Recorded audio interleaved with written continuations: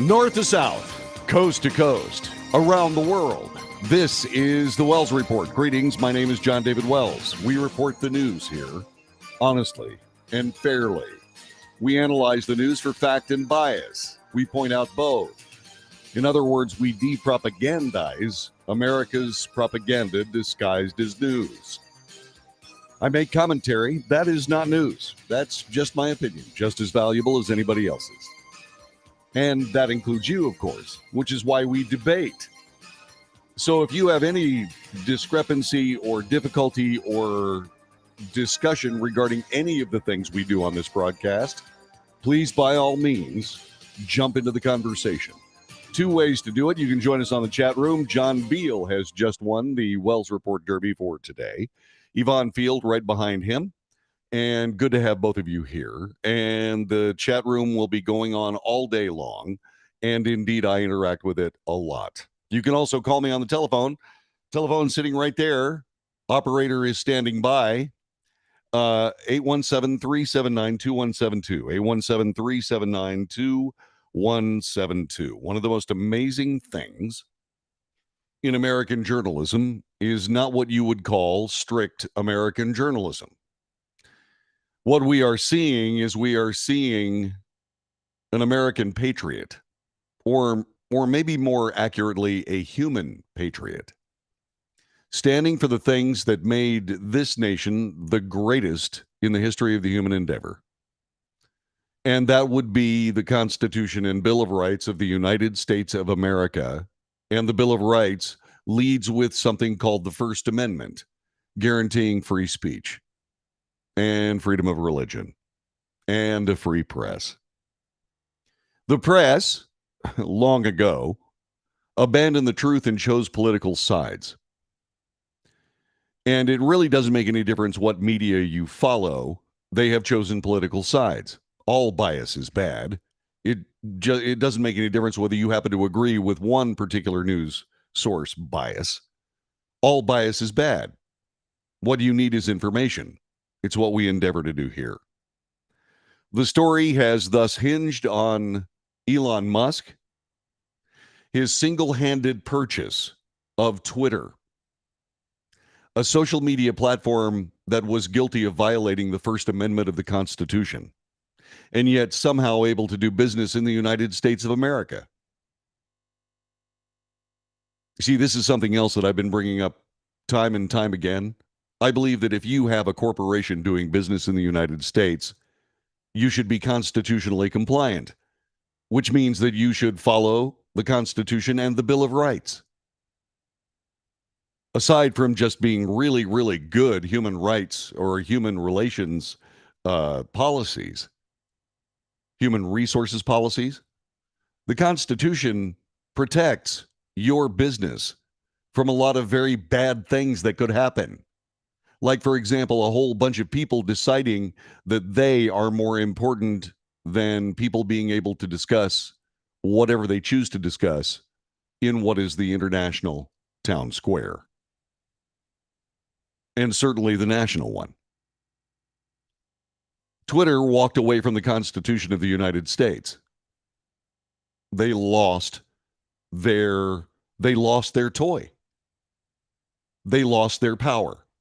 Elon Musk noted that there was real problems at Twitter and simply purchased it. And now there are even bigger problems at Twitter that go far beyond the hallways of that particular organization and right into the hallways of your house. Bari Weiss used to work at the New York Times. She walked away. She walked away because she was tired of dealing with a propaganda mill. And that's essentially what she called the New York Times. She has her own news organization. As a matter of fact, I applied to 2 jobs they have open yesterday. I doubt that I'll get those jobs, but you never know. But Bari Weiss is somebody that also knows what journalism is supposed to be. And she is working with Twitter on this project that is essentially called the Twitter Files. The first Twitter files were interfered with by a guy named James Baker, who has been at the epicenter, I dare say the FBI's fixer, when it comes to things anti-Trump and when it comes to things anti whatever the agenda of the Biden administration happens to be. This guy is a serious player. And what he did was, in the first tranche of these pieces of information called the Twitter files, he basically went through and sanitized some of them. Did he delete some of those as well? We don't know. But what we have now is we have Matt Taibbi, who did the first set. Now Bari Weiss, formerly of the New York Times, does set number 2. I have the entire thread here in front of me.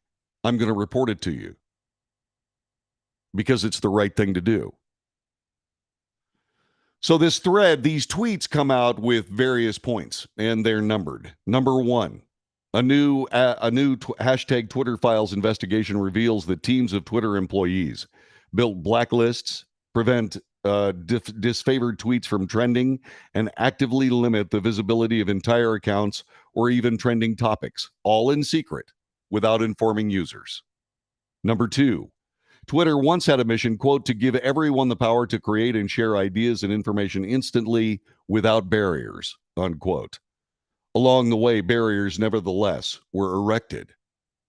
As an aside, the political power that is intrinsic in both free speech and the censoring of free speech was irresistible to these people.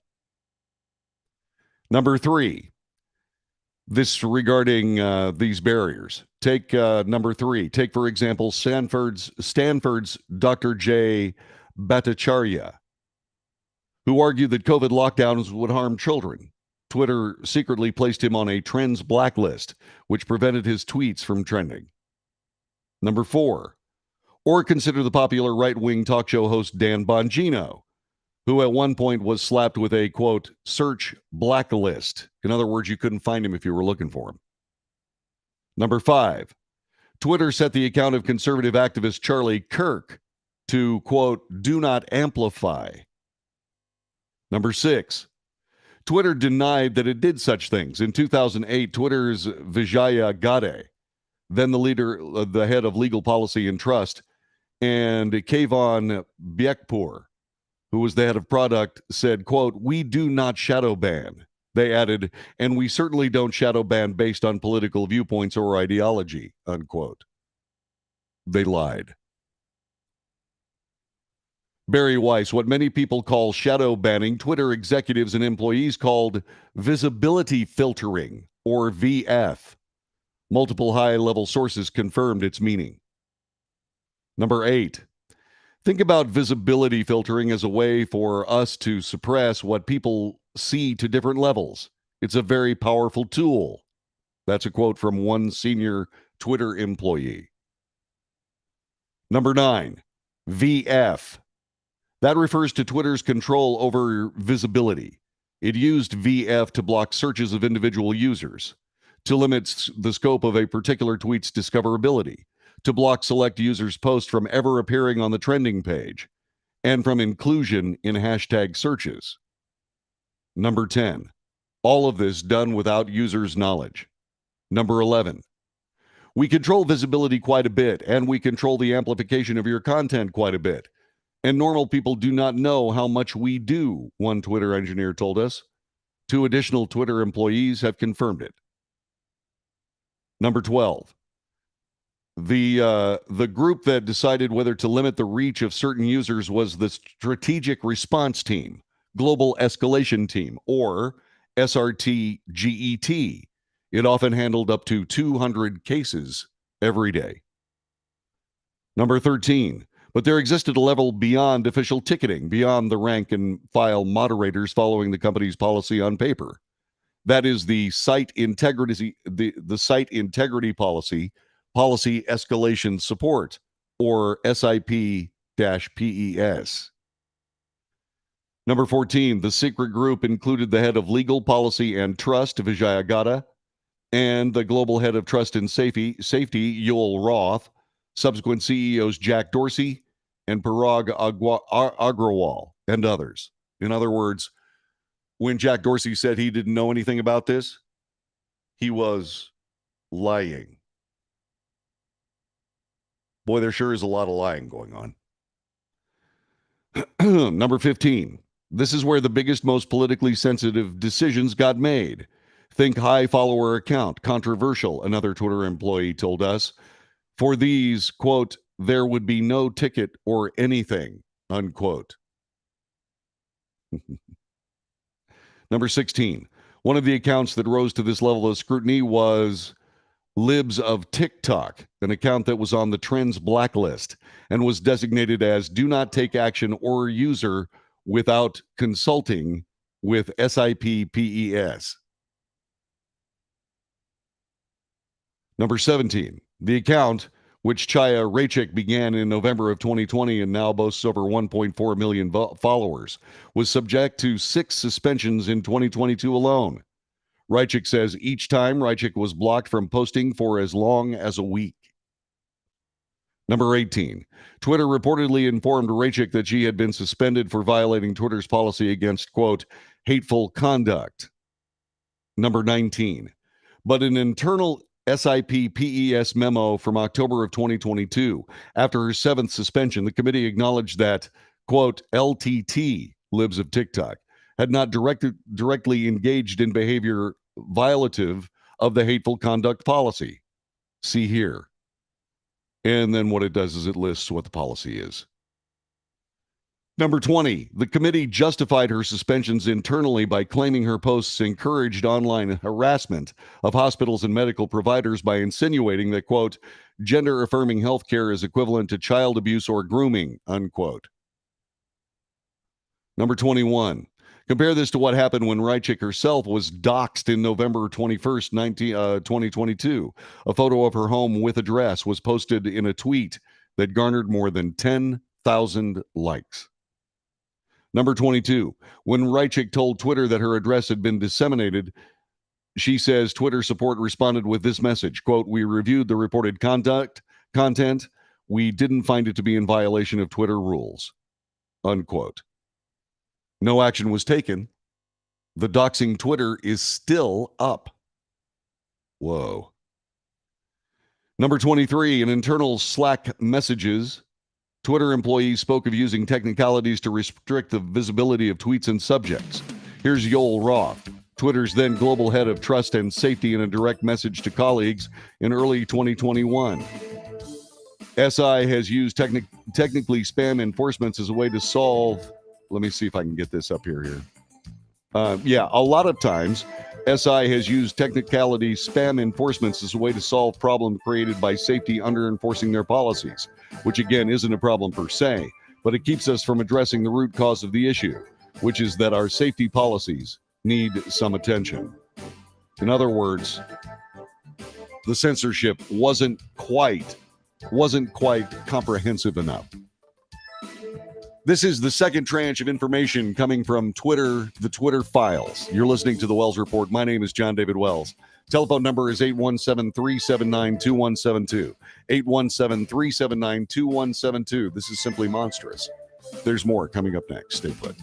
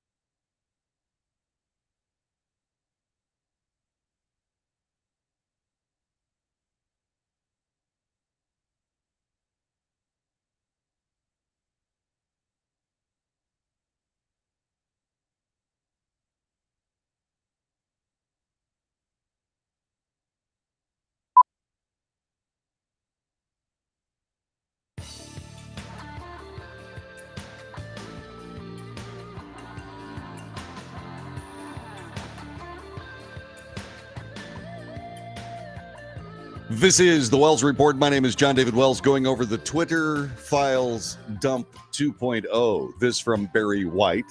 Barry White. I did it again. Barry Weiss. Matt Taibbi did the first one. And Taibbi, I'm sorry. Matt Taibbi, I screwed up everybody's name. He did the first one. Barry Weiss is doing the second one. So want to say hello to some people on the chat room. Eddie Jones has joined us. He says that 230, that's section 230 of the, I believe it's the Telecom Act of 1996 has to go. That shields social media from liability. Poker Monkey says there's no doubt the left for many years will lie, cheat, and steal to win elections and maintain power. They want illegal aliens to vote. They vote for dead people and the elderly in nursing homes, etc., etc. Martha Brothers takes me to task for saying that they lied. Of course they lied. Duh. Well, now we have proof. The left adjusts to new technologies like Twitter, Google, and Facebook to censor the right and use it to their advantage. Newspapers and TV news have been using it for years. It's true. This is monstrous and insidious, and it's pervasive. It's everywhere. And it's one of the reasons why I do this broadcast, because I wasn't going to do this any longer. But I started doing that. I made that decision on 9/11/2001. Not because of all of this. I saw this coming a long time ago. And that's why I've been doing the Wells Report. And I find it amazing that I'm doing it at this level, but that's okay. Because I believe that the work that we do here speaks for itself. Let's hope it speaks to lots of people for itself. Let's move on. Let's see. Michelle Larrabee says, happy Friday to everybody. John Beal, wait, are you saying that Dorsey lied to Congress? LOL, yes. The sarcasmometer pegged on that one, John. They omit stories and kill anything bad about Democrats' case in point, Hunter Biden's laptop, or Joe threatening to withhold money if a prosecutor investigating Hunter in Ukraine wasn't fired. Yeah. Jan Thompson drops by. Jan, good to see you again. Martha said, I'm 67 years old. They've been proven liars for most of my life. And then Mike says hi. And so Twitter, owned now by Elon Musk, spilling the beans. And as I've read this, the actual structure that these people had used to censor Americans is monstrous. I said it right before the break. I said, this is monstrous. It's insidious. It's diabolical. Especially in a country that bases most of our experience on freedom of speech and freedom of the press and freedom of religion, all of which under attack by the American left. Especially when you start thinking about the free press, which essentially turned itself over to government stooges. They did all of this just to have a seat at the political table. For what reason? A free press is essential to a free society. If we don't have a free press, and we don't, do we have a free society? When you start thinking about all the surveillance that we deal with, you know, gosh, do you really think they're listening in on us? Siri, are you listening? Sometimes when I ask that question out of the clear blue sky, she says yes. Did I turn that on? No. So just exactly what country do we live in? Am I barking uselessly at the moon when I start talking about the Bill of Rights and free speech and all of that? In other words, I've been warning about us losing our country. Is it too late? This is the Wells Report. My name is John David Wells. Telephone number is 817-379-2172. 817-379-2172. More of Twitter 2.0 next. Stay put.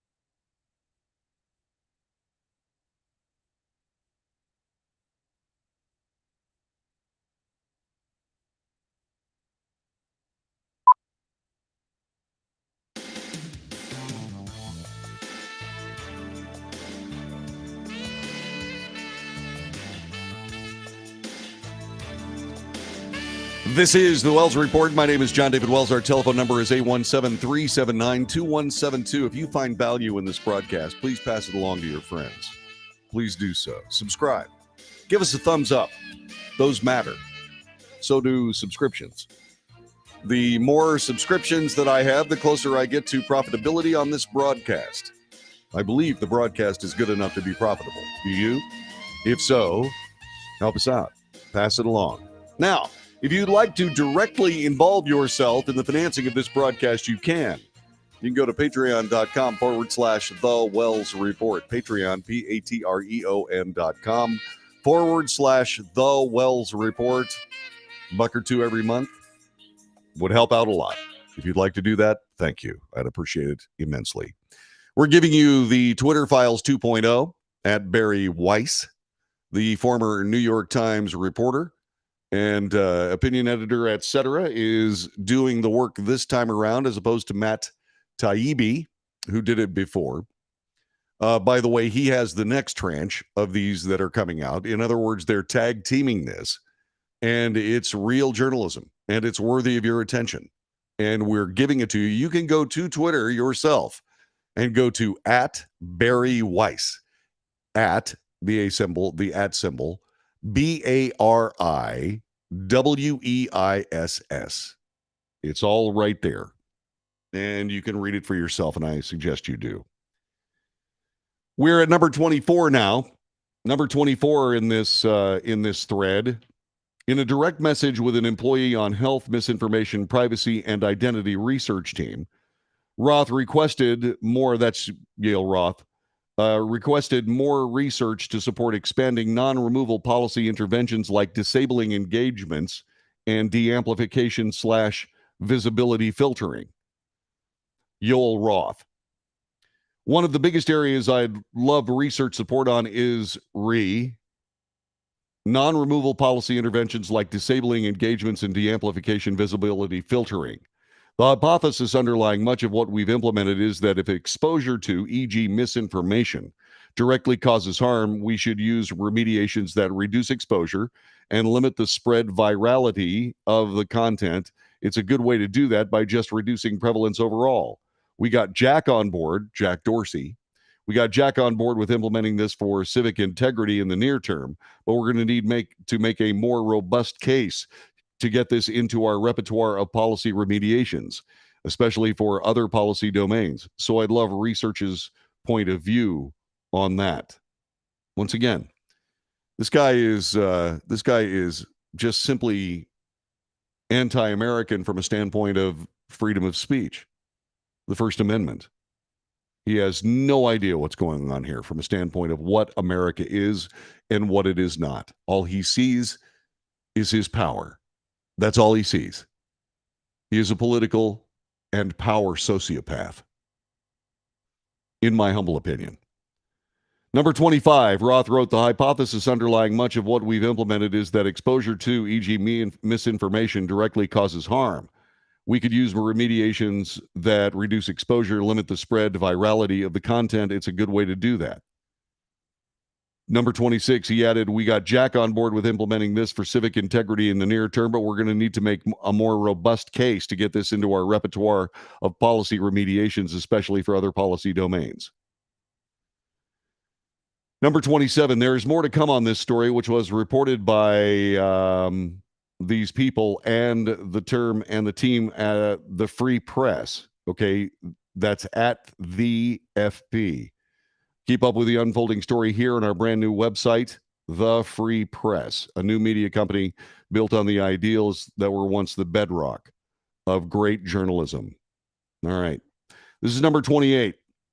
The authors have broad, expanding access to Twitter's files. The only condition we agreed to was that the material would be first be published on Twitter. Number 29. We're just getting started on our reporting. Documents cannot tell the whole story here.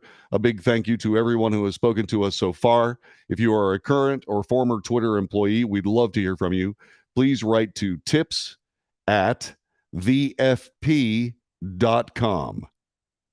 And then it said, number 30, watch M. Taibbi for the next installment.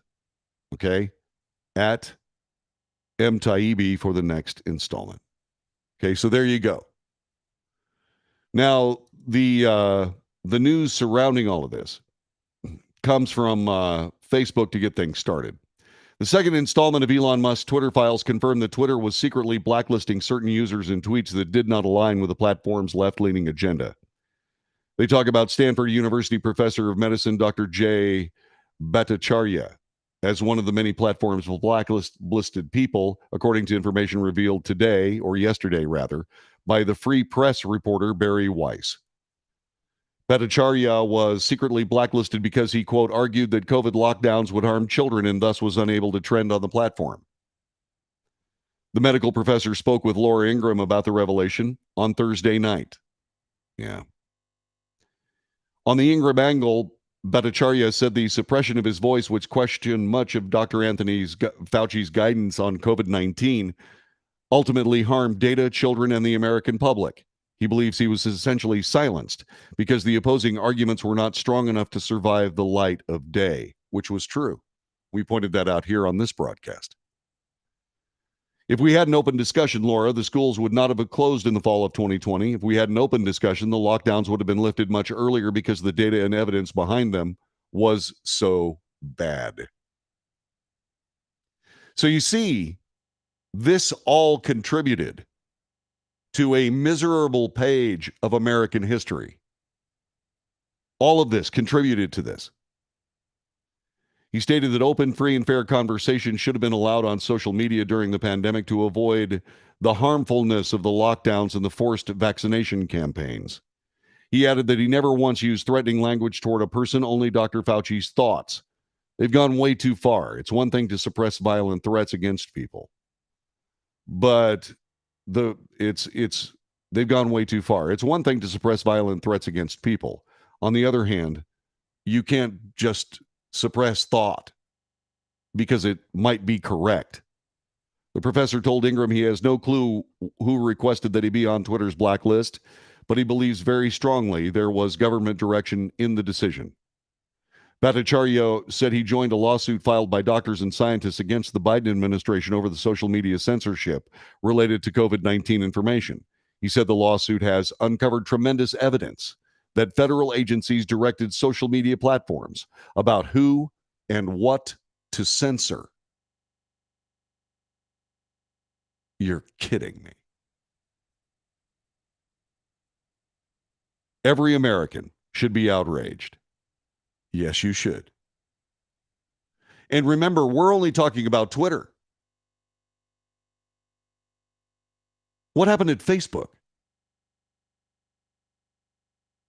What happened at Facebook? What happened at Instagram? Because that's owned by Facebook. What happened at Google? What about all those Google searches? I know personally that there were things that were changed on Google. I know that there were things changed on Google. You know how I know? Because I've got proof. I could do a search from, say, for example, a year ago, and then go back and do the exact same search and get different results. Remember, we're only talking about Twitter here. What about Facebook? What about all of these other platforms? What about Google? That's YouTube. Now remember, I have to be perfectly honest with you. As far as I know, Facebook, YouTube, all of these agencies have treated the Wells Report very fairly. Maybe it's because we're too low on the radar. I don't know. But we've been treated pretty fairly here. There are times, however, when I was extremely concerned about what was going on with my account on Twitter. I have not seen anything personally that says that I was shadow banned or any of these other things, but I do remember putting up tweets and then never being able to find them, except when I looked at my own account. They would be there, but I wouldn't find them anywhere else. I have noticed that has been curtailed a bit, but I remember I had like 2,500 followers, and then all of a sudden I had 2,250. It was overnight. And I was trying to figure out just exactly what was going on there. It's been hovering around there. I don't spend a lot of time on Twitter because I figured that I was being shadow banned.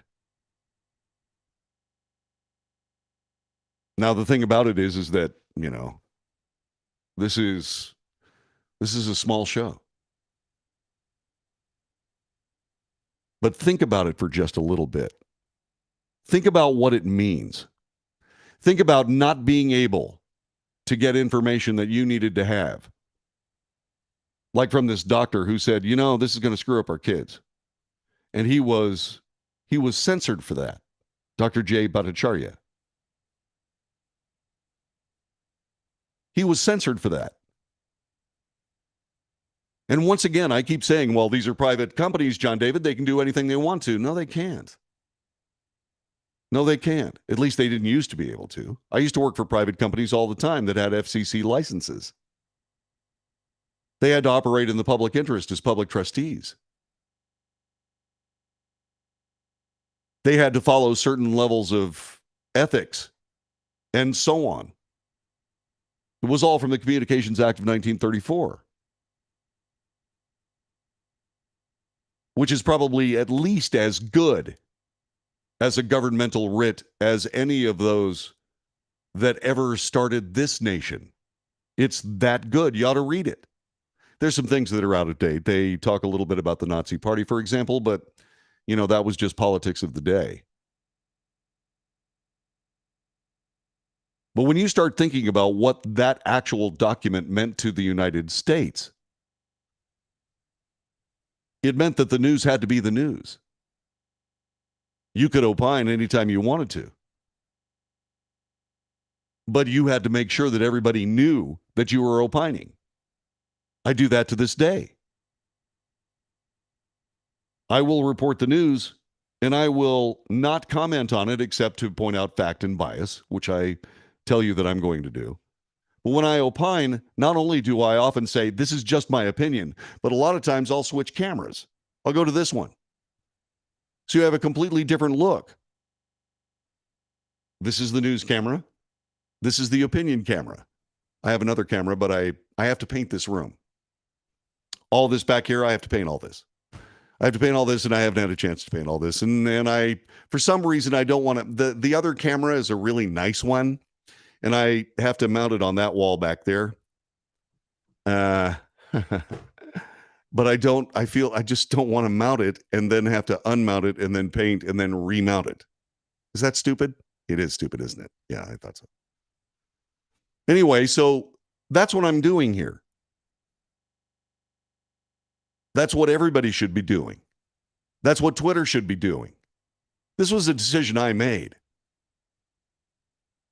I'm not putting myself in league with, say, for example, Elon Musk, but that's what Elon Musk is doing. Elon Musk is making the same kind of decisions that I made in 2001.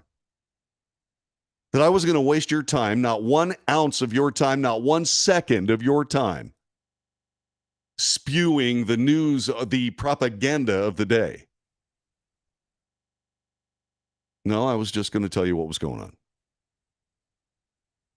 And that's what Elon Musk is doing. And that's a very, very, very good thing. It's something we need more of. This show is being broadcast right this minute on Facebook. Hopefully, there are people on Facebook that are watching this broadcast right now. Come clean. Expose the censorship. Get on board with what is going to be the next important thing. That is a trustworthy media. Elon Musk is leading the way. Join that parade. Facebook, do it. Put all these people that are anti-American, put them in another space.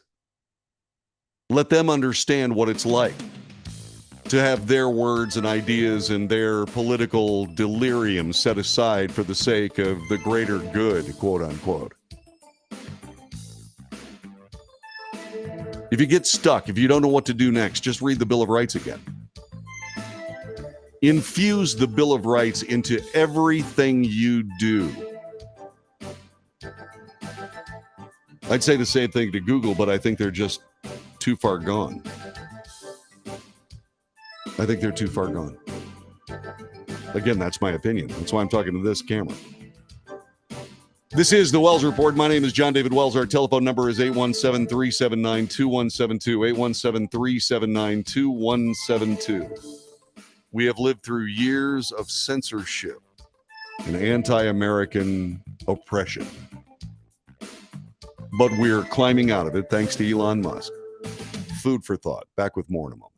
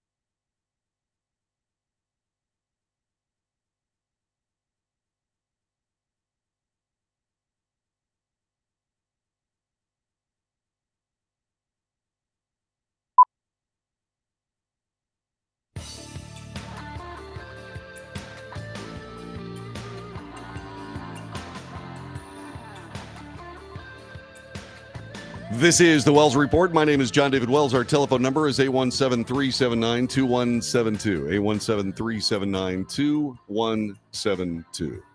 There's some other things here that you need to be aware of in this broadcast, this Twitter 2.0, Twitter Files 2.0.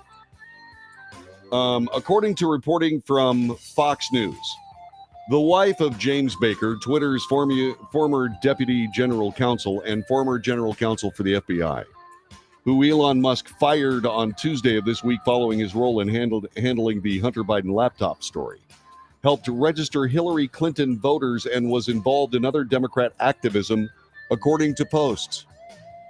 Fox News Digital discovered Baker's wife, Darcy Cahill, from archived White House documents showing that she and Baker attended a November 1999 event with former President Clinton, who mentioned them by name during his remarks.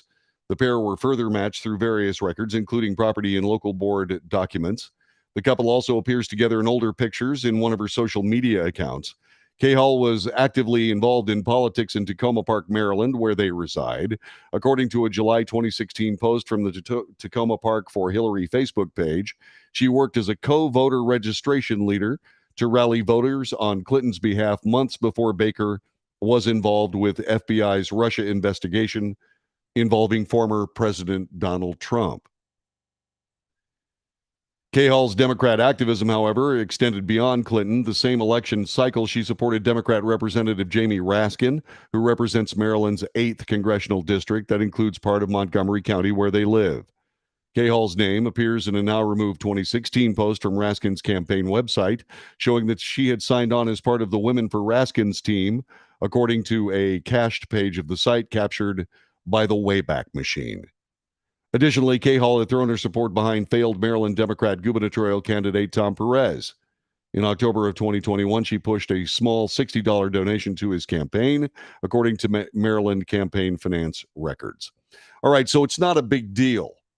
It's not a big deal that she is taking part in America's political activity. That's fine. That is not a problem. And that she is married to James Baker is equally not a problem. But it does tell you just a little bit, at least it might tell you just a little bit about Mr. Baker's political proclivities. And when you are, say, for example, a high counsel for the FBI, maybe keeping your politics in your pocket is a better idea. Did he do that? Apparently not. Apparently not. There was also something else that came out on Bloomberg. Now, I'm not a big believer in Bloomberg. I do not believe that Bloomberg has any kind of real credibility, and that's based on its reporting, not anything else. What's interesting to me is they write this today. They say Elon Musk is giving outside writers unprecedented access to internal Twitter information, instructing the current head of trust and safety to provide screenshots of users' accounts. Screenshots showing internal systems restricted to a relatively small number of people in charge of moderating content were shared by journalist Barry Weiss yesterday. The images carry a watermark, a translucent label indicating they were taken from the employee view of Twitter's trust and safety head, Elijah Irwin.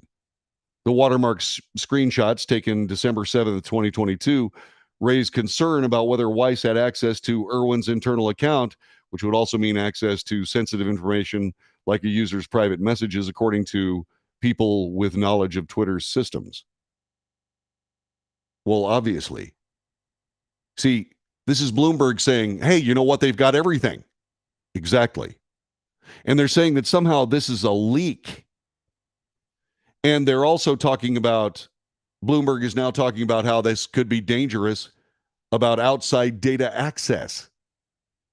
The data belongs to Elon Musk. He can do with it anything. He can do anything he chooses with it. Anything he chooses with it. But this is Bloomberg trying to create problems for Elon Musk. Here's another article from the same day. Sean O'Kane. While Elon Musk is busily overhauling newly acquired Twitter, Tesla is facing increasingly urgent issues and testing the faith of some of its chief executives' biggest fans. Weakening demand in China is forcing the electric car vehicle maker to slow production and delay hiring at its Shanghai factory. Its top executive for that market has been called to help out at its newest plant in Texas, which isn't ramping up as planned. And Tesla stock, which has lost more than $500 billion in market value this year, is under renewed pressure as Musk's advisors weigh using the billionaire's shares as collateral for new loans to replace Twitter debt. Now, Bloomberg is connected to Wall Street, and they know that negative press has an effect on stock price. And these are two stories that basically are nonsensical, but do add to this mudslinging, hoping that some of it sticks, that we have seen against Elon Musk since he took over Twitter. And now we know why. There's going to be more of this. We've already found out that the FBI was playing politics with America's social media. And while the social media companies themselves may not have any vested interest in any way, shape, or form with the Bill of Rights, free speech, etc., the FBI, on the other hand, they are encumbered by the First Amendment. What does that mean? That means that there are an awful lot of FBI people that are involved in curtailing free speech in the United States. And you know what that is? That's actionable. This is the Wells Report. That's hour number one. See you for hour number two next. All right, my friends, I will be back in just a little bit, okay? So stay where you are.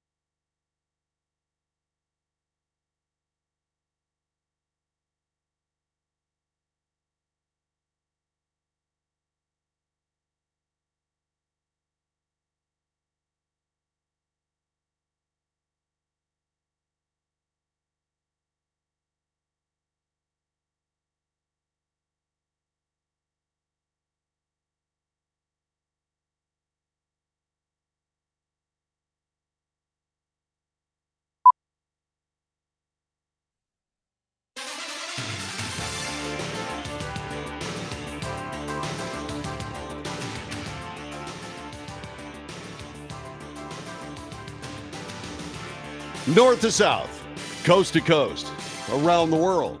This is the Wells Report. What do we do here? We report the news, honestly, fairly. We analyze the news for fact and bias. We point out both. I make commentary, but that's not the news. It's just my opinion, just as valuable as yours. And then we debate. News analysis, commentary, and debate. This is the Wells Report. Last hour, we spent time talking about Twitter. And we started talking about how Elon Musk, breaking the typical orthodoxy of what is laughingly referred to as American journalism, by actually publishing truth. And it's amazing how many people are coming out of the woodwork and screaming about it, isn't there? It's just amazing. It's just incredible. Some people here on the chat room, by the way, and you can take part of the debate on this chat room. You can go to Facebook, YouTube, Twitter, and Twitch. And if you're watching on Rumble and Patreon, this show was broadcast earlier today. We're live from 2 until 5, Monday through Friday in the Central Time Zone. So what's the big deal if a private company decides to suppress a story they weren't sure about to protect their political leanings? What's the big deal about it? Nothing. There's nothing wrong with that. Nothing wrong with it at all. Right up to the point where the FBI is advising you what's news and what isn't news. When they start doing that, the FBI is in violation of the First Amendment of the Constitution, and that puts it in a completely different realm, doesn't it? You see, the FBI is bound by the Bill of Rights, something that they've forgotten over the years. But they are bound by the Bill of Rights. And sooner or later, it's going to catch up with them, and probably sooner. Remember, all these people came out of the woodwork to say that the Hunter Biden story wasn't real. It was real. Further, the FBI knew it was real because they had the actual machine in custody. They knew exactly what they were doing. That makes it premeditated. It makes it a premeditated quashing of the First Amendment of the Constitution. People can go to jail for that if you work for the FBI. That's why it matters. That's why it matters. Twitter is not journalism. Well, it depends on your point of view. It certainly wasn't. But you know what? It certainly looks like it now. Certainly looks like it's journalism now. What would be the charges? Violation of civil rights. Violation of civil rights. Violation of constitutional rights. People will go to jail for it because they work for the FBI. There is criminal exposure here. Yep. Really? Remember George Floyd? One of the charges that they popped the cops for was violation of his civil rights. The FBI is just as bound by those rights as those police officers in Minneapolis. Just so you know. All right, so there was amazing political news today. I started laughing. I just started this large belly laugh. Arizona Senator Kyrsten Sinema has decided that she is going to leave the Democrat Party. She's going to be an independent. Yeah. Becoming an independent will not change my work in the Senate, she wrote in the Arizona Republic. We've got that piece for you. It's something that I'm going to read for you here in a little bit. It's a move that could have major implications in the remaining lame duck session when lawmakers will be sprinting on legislation to spare themselves a Christmas at the Capitol. She's sending a shot across the Democrat leadership bow, saying, "I'm still important, I still matter," said Todd Belt, professor and director of the political management program at the George Washington University. Switching parties will have a deeper impact on the remaining days of the current session and her political future than the new Congress, said Belt. He added, it gives her veto power on the omnibus bill. She can extract whatever she wants before Republicans take the House. Sinema is forging a path as a maverick at every turn. I promised Arizonans something different, she said, as she registered as an independent.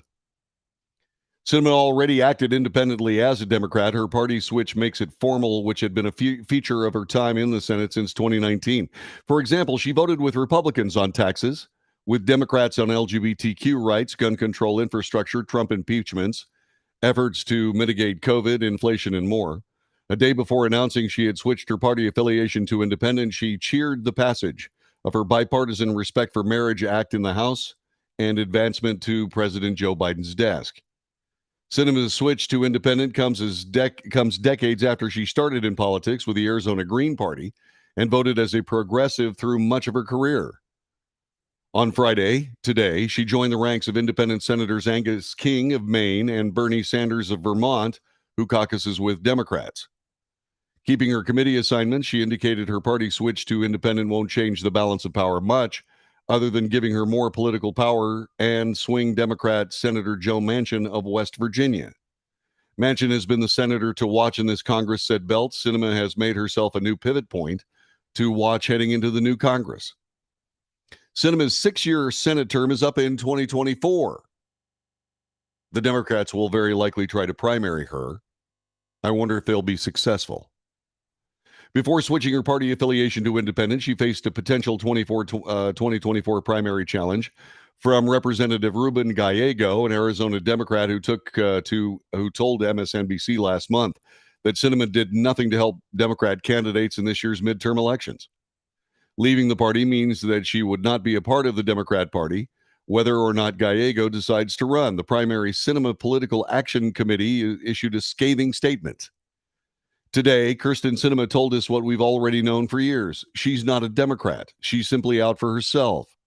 For the last year, we've been laying the groundwork to defeat Kyrsten Sinema because Arizonans deserve a senator who cares about them, not special interests. In one way, Sinema made our jobs easier by bowing out of a Democrat primary she knew she couldn't win. Now we'll beat her in the general election with a real Democrat. Sinema has drawn ire from Democrats during Biden's term when her centrist positions have held up or blocked his agenda, including her unwillingness to end the filibuster. She wouldn't tell CNN or Politico whether she's running for re-election. Belt said changing her party affiliation makes her path to victory pretty risky, but not necessarily. Fashioning herself in the maverick as a maverick in the mold of Republican Senator John McCain to represent all Arizona might be a nice ideal, but to really win in electoral politics, you have to pick one team or another. It is, for all intents and purposes, a duopoly.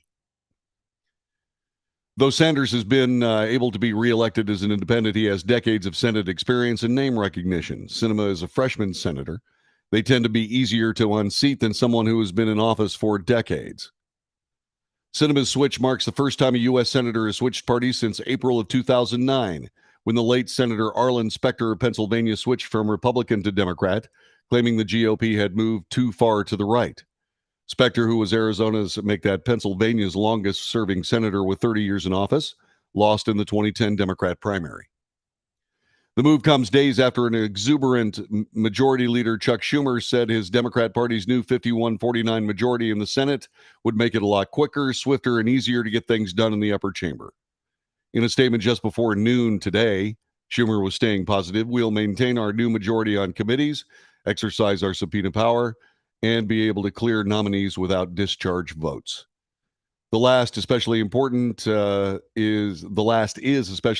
Biden and Democrat leaders, said Belt, as the president enters the second half of his term with a Republican House that will push him to govern more administratively than legislatively. The White House offered support to Sinema in a statement today and said the working relationship wouldn't change, but it punctuated a week of ups and downs for Biden, who had a crystal clear majority on Tuesday and a murky one by the end of the week.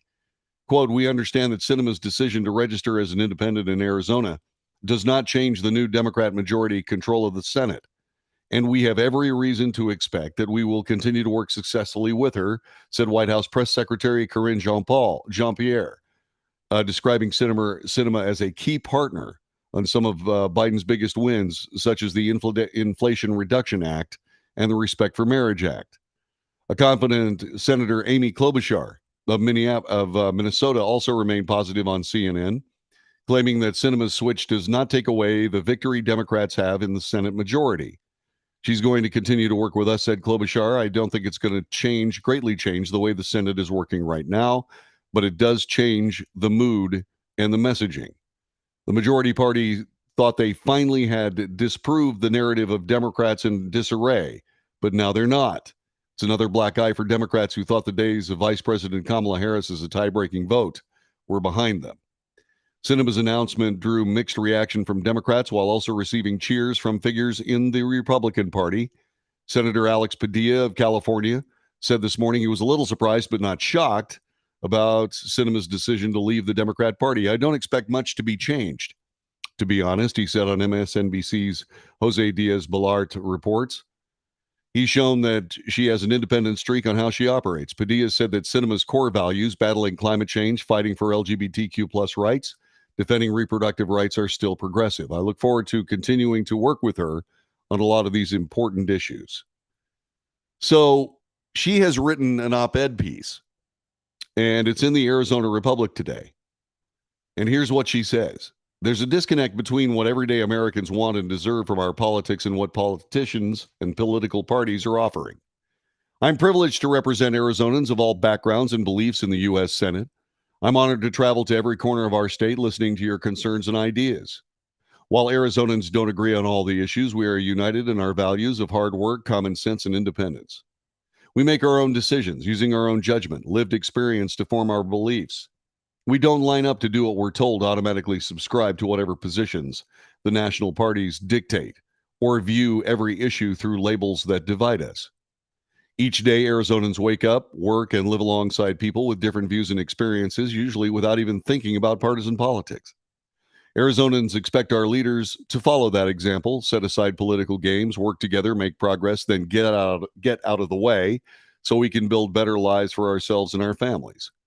It's no surprise that Washington, D.C. often fails to reflect that expectation. I promised Arizonans something different. Everyday Americans are increasingly left behind by the national party's rigid partisanship, which has hardened in recent years.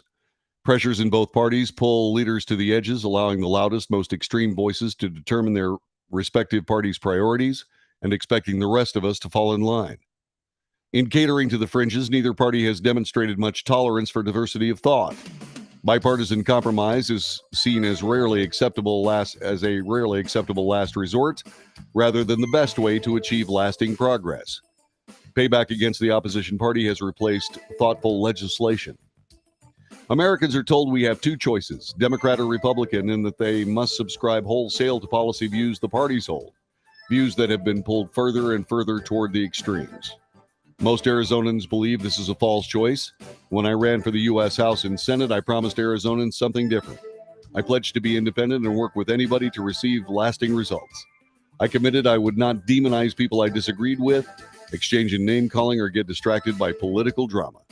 This is Kyrsten Sinema as her explainer as to why she left the Democrat Party and is now a registered independent. There's more. We'll have that for you coming up in just a couple of moments. This is the Wells Report. Thanks for joining us. Back with more coming up in just a moment.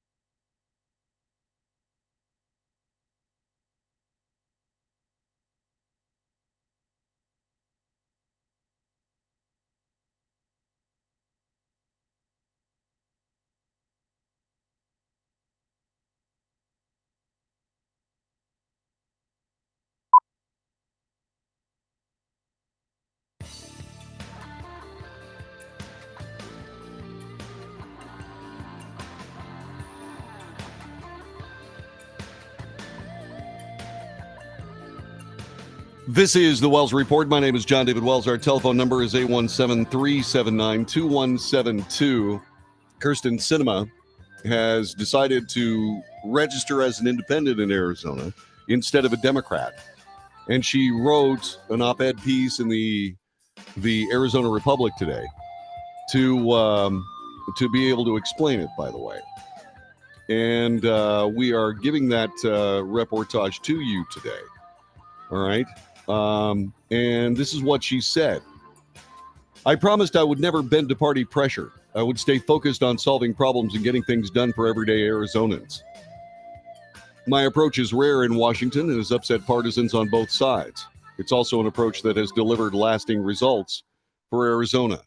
I work proudly with senators in both parties who have similarly rejected political extremes and forged consensus, helping drain some of the poison from today's politics. That includes successful laws I was honored to lead, rebuilding our nation's critical infrastructure, protecting our economic competitiveness, addressing historic drought to help secure our water future, expanding veterans benefits, boosting innovations in small business, protecting marriage access for LGBTQ Americans, strengthening mental health care, and making our communities safer, more vibrant places in which to live and raise families. Because we built support in both parties for these solutions rather than pursuing more extreme party line policies, these laws are lasting solutions. Likely to be overturned by a Congress, result less likely to be overturned by a next Congress, resulting in whipsawing federal policy, greater uncertainty, and deeper division. Americans are more united than the political parties would have us believe. We are shown that a diverse democracy can still function effectively. Arizonans, including many registered as Democrat or Republican, are eager for leaders to focus on common sense solutions rather than party doctrine. But if the loudest, most extreme voice continues to drive each party toward the fringes, and if party leaders stay more focused on energizing their bases than delivering for all Americans, these kinds of lasting legislative successes will become rare. It's no wonder a growing number of Americans are registering as independents. In Arizona, that number often outpaces those registered with either national party. When politicians are more focused on denying the opposition party a victory than improving Americans' lives, the people who lose are everyday Americans. That's why I've joined a growing number of Arizonans who reject party politics by declaring my independence from the broken partisan system in Washington. I registered as an Arizona independent. Like a lot of Arizonans, I have never fit perfectly in either national party. Becoming an independent won't change my work in the Senate. My services to Arizona remain the same. Arizonans who have supported my work expanding jobs and economic opportunity or my opposition to tax hikes that would harm our economic competitiveness should know my focus on these areas will continue. Arizonans who do not share my unwavering view that a woman's health care decision should be between her doctor, and her family should know that will always remain my position. Should know that will always remain my position, as will my belief that LGBTQ Americans should not be denied any opportunity because of who they are or who they love. For those who support my work to secure the southern border, ensure fair, humane treatment for migrants, and permanently protect dreamers who are Americans in all but name, those will also remain my priorities. For Arizonans who supported my work to make healthcare more affordable and accessible, they should know I will be continuing that work, as I did when I helped negotiate a historic law allowing Medicare to negotiate prescription drug prices while ensuring robust medical innovation. But if anyone previously supported me because they believed, contrary to my promise, that I would blindly be loyal to a partisan agenda, or for those who believe our state should be represented by partisans who push divisive negative politics, regardless of the impact on the state, then there's sure to be others vying for your support. I offer Arizonans something different. Some partisans believe they own this Senate seat. They don't.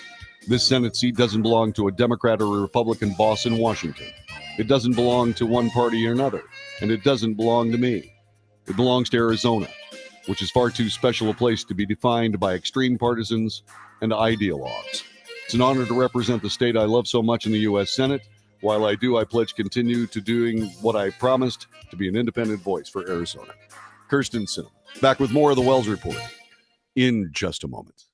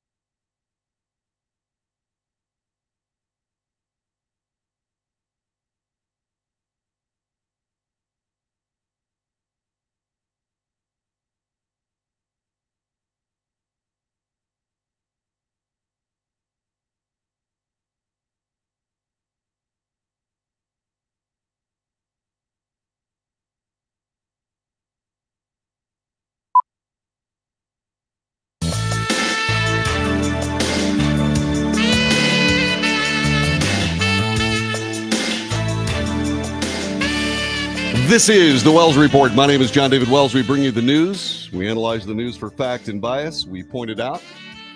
We make commentary, not the news, and we debate.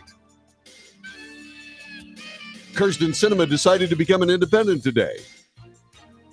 She will probably caucus with the Democrats, and nothing will actually change, although what she will do is she will have a little bit more room to operate outside the strict Democrat Party body politic. This, by the way, has infuriated media pundits and political commentators. And what I want you to do when you listen to this is I want you to listen to the venom. I want you to listen to the venom that's being hurled at Kyrsten Sinema here.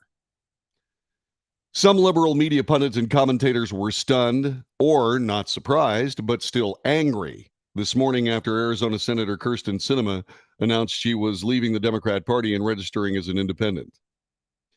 The news broke days after Democrats celebrated expanding a slim majority in the Senate after winning in Georgia. Fellow independents Angus King of Maine and Bernie Sanders of Vermont caucus with Democrats, and Sinema has said she will not caucus with Republicans.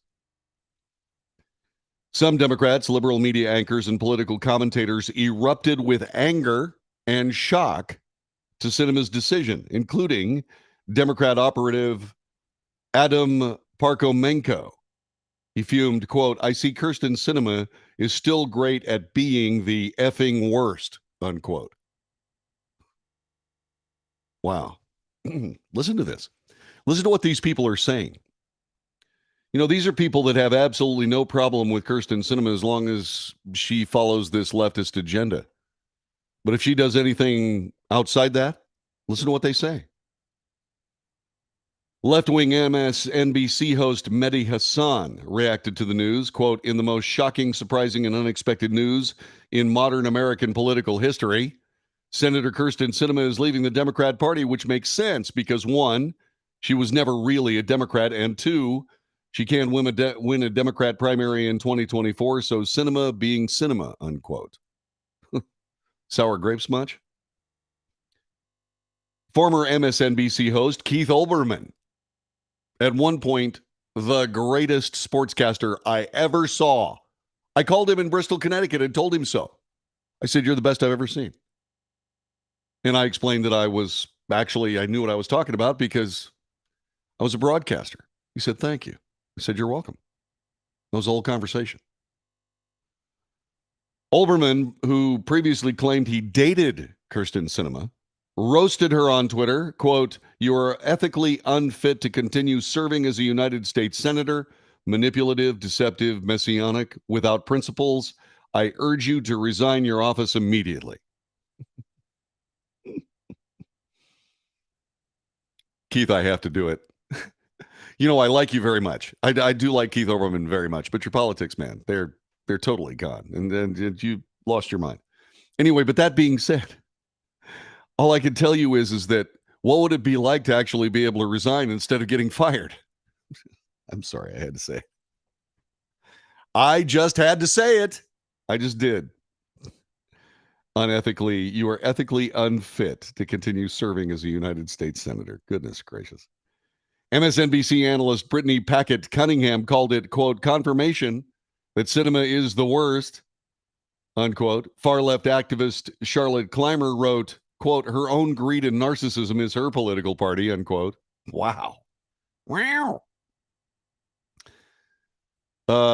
Continuing, Sinema has been planning this move for years. She's been openly moving toward this with every hypocritical, self-serving move she's made, from climate change to the filibuster. This has been the most cynical marketing effort in American politics and the worst kept secret in D.C., said Charlotte Clymer, predicting that she was trying to, at some point, join a Republican national ticket. I don't think so. I do not think so. Sinema has voted reliably with President Biden while in office, however, supporting his agenda 93% of the time. This according to the data website 538. Yeah. Newsweek. The official Newsweek Twitter site, Kyrsten Sinema branded traitor as Democrats rage over her defection. Wow.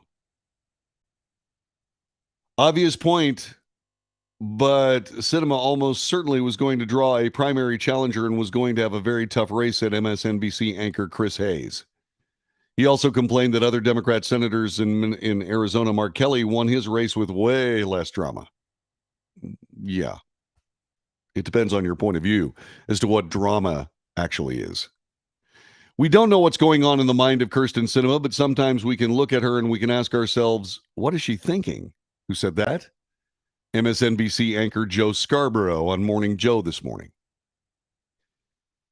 CNN political contributor Van Jones said this, quote, she is less of an independent and more of an enigma, unquote. He also went on to call her, quote, a confounding political presence, unquote. Jones asked, where do you stand and what do you stand against? Then accused her of gumming up the Democrat Party. CNN reporter Melanie Zanona backed up Jones, quote, she likes being called an enigma. She probably relishes in that, unquote. She probably does.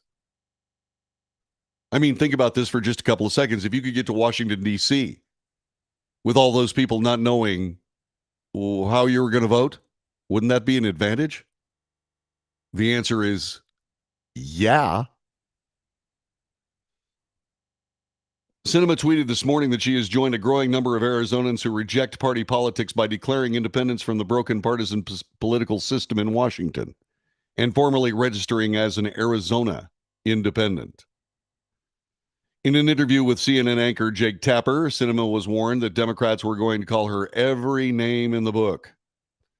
They're going to call you traitor and ingrate, Tapper said. It wouldn't be the first time she's been insulted for her unorthodox political views. In September, Sinema was labeled, quote, the worst kind of Democrat, unquote, by critics. Sinema similarly defended her decision in an op-ed in the Arizona Republic, which we gave to you just moments ago, arguing she was declaring her independence from the broken partisan system in Washington. When politicians are more focused on denying the opposition party a victory than they are in improving Americans' lives, the people who lose are everyday Americans. That's what she wrote in her op-ed.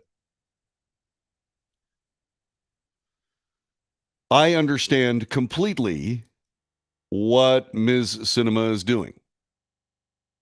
I do. I understand completely what she's doing. I made a similar decision a while back when I left the Republican Party. I left the Republican Party under circumstances very similar to this, but not necessarily because the Republican Party was getting too far outlandishly crazy politically. I left the Republican Party because they're not a good enough party to lead a great nation. They're losers. They don't fight for America. They negotiate for America on what they consider to be America's behalf. And they miss on both parts of that equation. When Republicans have political power, they don't use it. When they don't have political power, they obfuscate and try to assign responsibility for bad things to their opponents. They are quite literally the dog chasing the sports car down the street. Yap, yap, yap, bark, bark, bark, chase, chase, chase. But you ought to see the look on their face when the sports car stops and says, okay. I've seen it myself. I've seen it from Republicans, strong ones, on the broadcast. This broadcast. When I said, okay, so what's your plan for health care in the United States? We don't have one. Make no mistake, I kind of like that plan. I kind of like the government of the United States not having anything to do with health care, but from a political standpoint, that was stupidly idiotic to not have a plan. It's a simple plan. It truly is. Publish every price for every single medical medical procedure in the entire inventory. We actually know what all those are. There's a coding system that codes everything. They have every possible combination of medical condition, circumstance, etc. All this stuff is called ICD-10 right now. ICD-11 is probably around the corner. But anyway, that being said, they know exactly what these are. All they have to do is assign prices to them. And all the prices of all the healthcare will be driven downward by market pressure, just like everything else. You have no idea. I give you an example. Got a little thing coming up on my knee. Got a little thing I got to get done. Have no idea what it's going to cost. Don't have any idea. It's the only place where you go shopping and have no idea what you're going to pay until after you've already used the product, after you've left the store, and so on and so forth, and somebody sends you a note. Oh, by the way, you spent this much money. Oh, really? How exciting.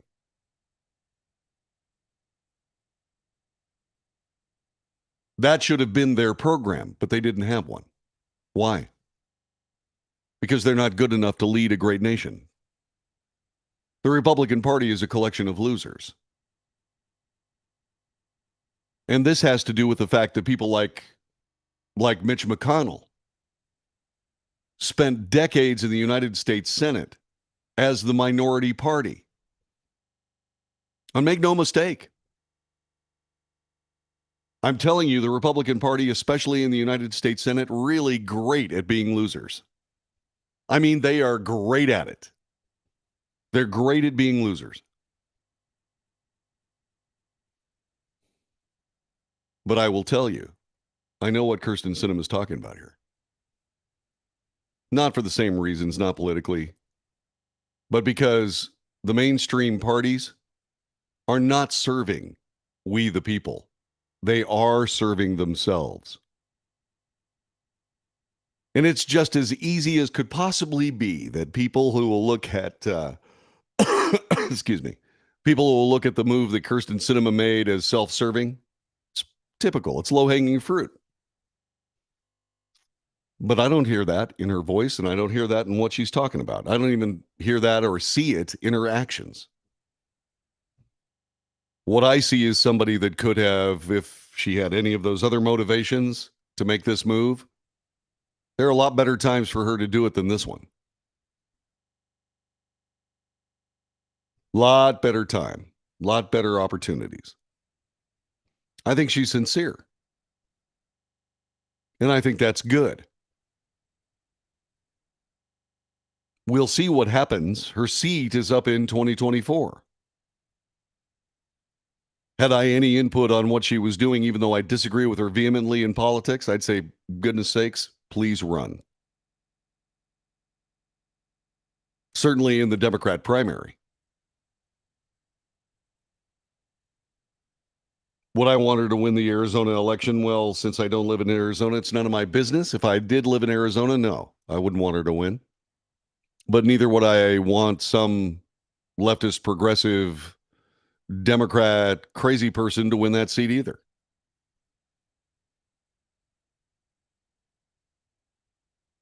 Kyrsten Sinema is going to do just fine. It's not going to mean anything from a standpoint of balance of power in the United States Senate. The senators all know that.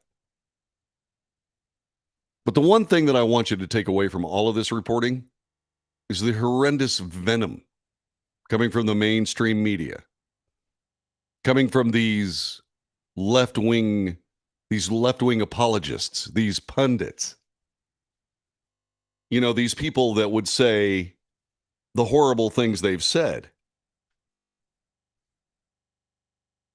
just because Kyrsten Sinema has a different way of going about what she believes her political career should be than what the learned orthodoxy demands that it should be. It literally does take all kinds. E pluribus unum, of many, one. In order to have this country, it does take all of us. But in order for us to have this country to say things like, oh, how terrible this person is because of that political ideology, or so on and so on, it's antithetical to the country that we have.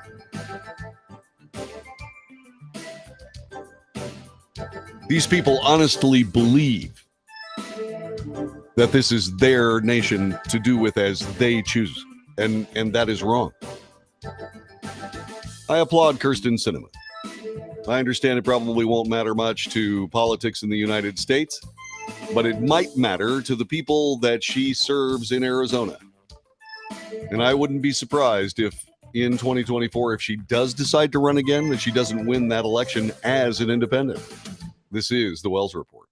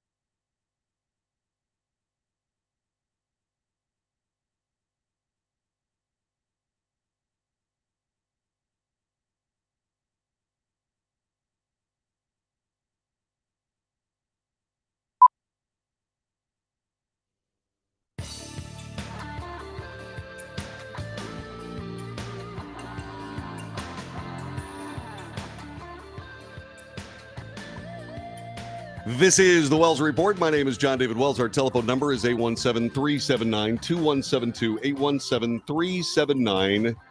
817-379-2172. There is other daring do in American politics, and it has to do with Speaker Kevin McCarthy, or someone who would wish to be the Speaker of the House of Representatives, the current leader of the Republican Party, Kevin McCarthy. He is apparently not a completely popular person with regards to the Republican caucus in the House. A right-wing faction is threatening to tank his speakership ambitions. House Leader Kevin McCarthy delivered a promise, "I'll never leave," making it clear he has no problems to drop out of the race, even if the fight goes to many ballots on the floor. McCarthy told CNN, saying that I'll get 218 votes, referring to the votes he'd need to become House Speaker. Representative Andy Biggs of Arizona, a conservative hardliner who is challenging McCarthy to be the most powerful member of Congress, doubled down on his commitment to stop the California Republican scenario. Biggs told CNN yesterday when asked if he would drop out, he goes, "I'm not bluffing. I'm not." With the increasing likelihood the speaker's race could go to multiple ballots, something that hasn't happened since 1923, McCarthy's allies and foes alike are starting to quietly game out the next steps if he can't get the necessary 218 votes on the first round and they move into uncharted territory. McCarthy supporters are vowing to keep voting for him on multiple ballots, and GOP sources said there are early discussions about a floor strategy that for that potential scenario, including whether to recess the House or let the votes keep rolling no matter how long it takes. To prevent that from happening, McCarthy and his team have been engaged in serious talks with a group of conservatives, including over potentially giving them influential committee assignments and more power to drive the legislative process. GOP sources said those negotiations are still early in the process, could ultimately end up giving the group some aspect of what hardliners desperately want: additional power to seek a sitting speaker's ouster with a vote on the floor. That will not happen. That's not going to happen. Asked if he would drop out of the race if he doesn't get 218 votes on the first ballot, Biggs refused to say. "I'm not going to talk about hypotheticals," said Biggs, who lost his conference nomination to become Speaker last month after securing just 31 votes. But in the case of a doomsday scenario, this is CNN copy, so it's obviously just a bit biased. A doomsday scenario, indeed. In the case of a doomsday scenario where neither McCarthy nor Biggs can get 218 votes on January 3rd and neither drops out, some pro-McCarthy Republicans are signaling support for a different approach. Some said that they would be willing to work with Democrats to find a moderate Republican who can get 218 votes to clinch the gavel, and that tells you just about everything you need to know. The Republican Party working with Democrats to agree on a Speaker of the House of Representatives? Yeah, I don't think so. Yeah, I think that would probably be another one of those things that gets people to think, why do I not follow JD's well-reasoned departure from the Republican Party? There is no better.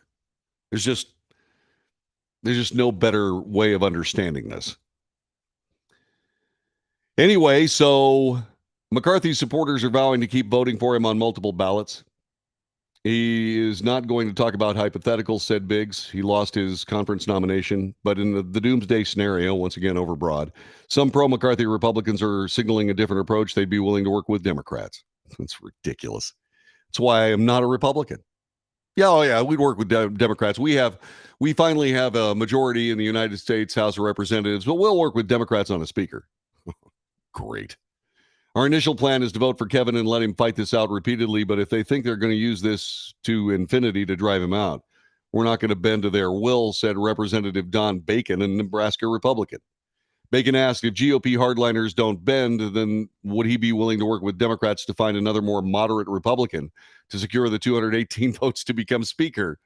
If a small group refuses to play ball and be a part of the team, then we'll work across the aisle to find an agreeable Republican. But I hope we don't get there. Are you seeing this? Are you seeing this ridiculous foolishness from the Republican Party? Quite literally trying to snatch defeat out of the jaws of victory? Yeah. There are very significant rules, changes being discussed that would open the House up. That would be transformative, but that would give us the ability to actually legislate and represent our constituents, said Representative Matt Gaetz, a Republican from Florida who said he is a hard no on speakership for McCarthy. And whoever is Speaker is going to have to agree to those rules, I think, and I don't think that person will be Kevin McCarthy because Kevin McCarthy won't have 218 votes. Whoa. Gates added, I think the person who's ultimately going to be the speaker isn't even the candidate yet. Indeed, the small group of Republicans known as the Never Kevin movement are confident that Biggs could not win a majority in the House. They've been trying to recruit a viable alternative and claim several Republicans have privately told them they'd be interested in running if McCarthy drops out.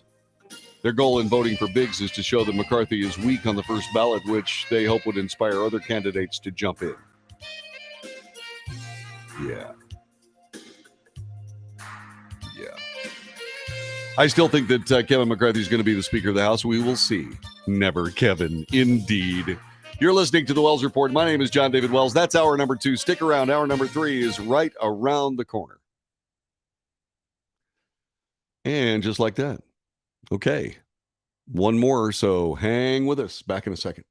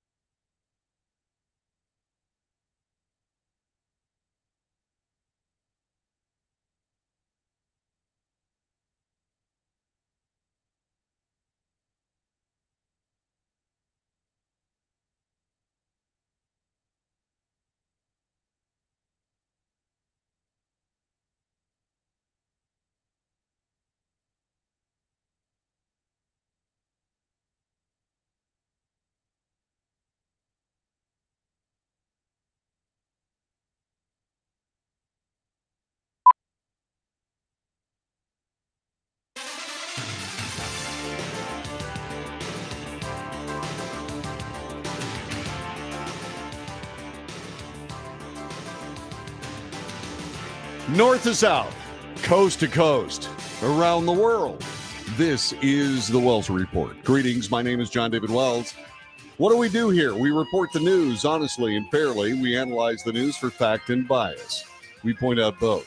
I make commentary. That's not the news. That's just my opinion. And we debate. We debate the issues. We debate the news. We debate the commentary. We debate the things that are most important in the United States. And that is what we are constantly dealing with on this broadcast. We hope you find value in it. If you do, please support it. We'll tell you how a little bit later on. We've been talking a little bit about the ever-changing political landscape in the United States. That happened last hour. Kyrsten Sinema decided to leave the Democrat Party. She is now a registered independent, and the gnashing of teeth and anger and vitriol and venom and all manner of leftist craziness is on full display today. But it's not just that. As the political food fight in the United States degenerates into an ever more angry, ever more partisan, ever more venomous mess, we have to also point out that some of the greatest results of the aforementioned venomous mess, the House January 6th committee, is continuing to move forward on its one-sided look at whatever it takes to get Donald Trump out of the political landscape. Now, this is being reported by Bloomberg, and Bloomberg is barely a credible news source. So with that in mind, I'm going to continue reporting this. The House January 6th committee, we talked about this before, they were planning on sending out criminal referrals. Apparently, some of those criminal referrals will be against President Donald Trump, his chief of staff, Mark Meadows, and 3 other key allies involved in his efforts to overturn the 2020 election, a person familiar with the matter said yesterday. Those referrals are being suggested by a subcommittee of the panel and have not been officially approved by the full committee. They also include unofficial former Trump legal advisor John Eastman, Trump former lawyer and New York Mayor Rudy Giuliani, and former Justice Department official Jeffrey Clark. You know, they most certainly can certainly make these referrals, but if they honestly believe that they're going to get a criminal referral against Donald Trump or John Eastman or Rudy Giuliani or Jeffrey Clark or any of these people, they're absolutely dreaming. All this is just nasty, mean-spirited, try to damage the reputation of somebody you disagree with politically. It's the absolute dregs of American politics. It's the worst we've seen in our lifetime. American politics used to be a much more bare-knuckle sport back in the day, but this is the first we've ever seen of it. And it's ugly and it's nasty and it's divisive. It's hurting the nation. And it gets worse every second. The hyperbole is only matched by the hypocrisy. And both of which are absolutely damaging this nation. Naturally, the person who's been talking about these criminal referrals doesn't want to be identified. Why? Well, because the information has not been yet made public by the panel. Yes, it has. As a matter of fact, I reported it earlier this week. So, what's your name, Bunky? They didn't specify what criminal counts might be referred against President Trump and the other 4. It's not clear whether the others might be targeted for referrals. What are they going to do? Remember, this wonderful cocoon of political charge making comes to a rapid end when you try to make it actual legal assertions. Because suddenly the Fifth and Sixth Amendments start taking over and somebody gets to actually defend themselves. They actually get to confront their accusers. They actually get to do a whole bunch of things that so far these weaselly politicians of both political stripes, by the way. I was trying to figure out how I was going to say that. These weaselly politicians haven't had to deal with yet. So they may make these criminal referrals, but they're not going much farther than that. They're not going much farther than that. And I'm almost positively sure that not even a Washington, D.C.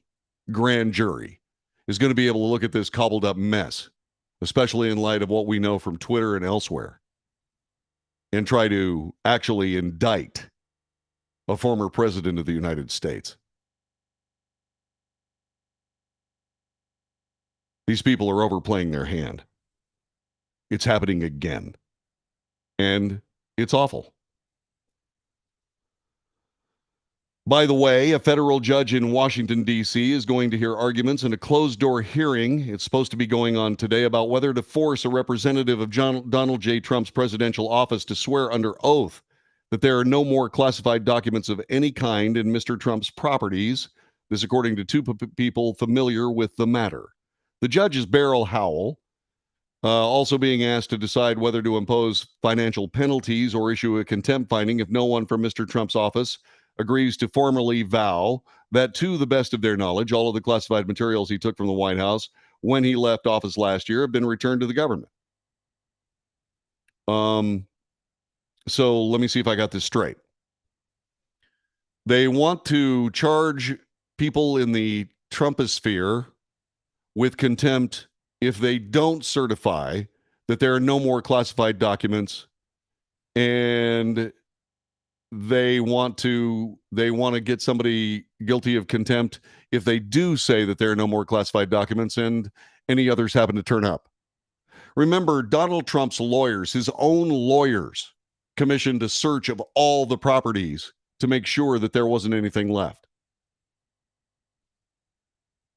Okay, this is, once again, the mean-spirited nastiness that I'm watching poison even the judicial branch.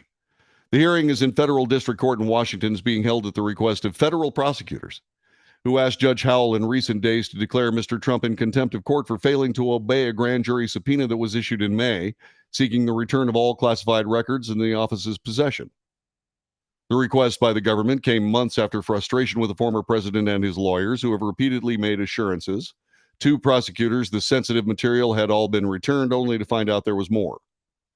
No matter what Judge Howell decides, the fact that she has been asked to mull a contempt finding suggests the Justice Department has taken a newly aggressive stance toward Mr. Trump's long-delayed response to the government's efforts to retrieve a trove of sensitive records that he took from the White House to Mar-a-Lago, his private club and residence in Florida. Around Thanksgiving, a team of experts hired by Mr. Trump concluded searches that included other locations: Trump Tower in New York, his golf club in Bedminster, New Jersey, a storage facility near Mar-a-Lago that was run, by the way. It wasn't just a storage facility, Big Jim's U-Haul and storage. It wasn't that. This was a storage facility that was run by the General Accounting Office. The team discovered at least 2 documents that bore classification markings, prompting lawyers for the former president to immediately notify prosecutors about them. Nonetheless, the discovery contradicted an affidavit that some of Mr. Trump's other lawyers had drafted and signed, saying that they had done a diligent search of his properties, and to the best of their knowledge, no classified material remained in his possession. Those statements aren't mutually exclusive, by the way. That indeed, that the affidavit was contradicted. It can be contradicted even though it was signed, because the people in the best of their knowledge said that no more classified material existed. That doesn't mean that they can't be proven wrong in the future. They know that, but they're writing it this way anyway. That's the bias that I keep saying I'm going to point out. The new bid by prosecutors to persuade Judge Howell to use her authority to hold Mr. Trump and his legal team accountable for the return of the materials came weeks after the Justice Department named a special counsel, Jack Smith, to oversee the investigation into whether Mr. Trump had illegally kept national security documents at his private property and obstructed the government's attempts to get them back. Some lawyers who have worked with Mr. Smith's team have said that they were told the Justice Department will no longer pull punches in seeking to enforce court orders or subpoenas. The attestation in June was signed by a lawyer for Mr. Trump named Christina Bobb and drafted by another named Everin Corcoran. When the FBI subsequently searched Mar-a-Lago in August, it found more than 100 additional documents bearing classification markings, all of them very carefully set up for a photo op by who? Well, by the FBI, of course.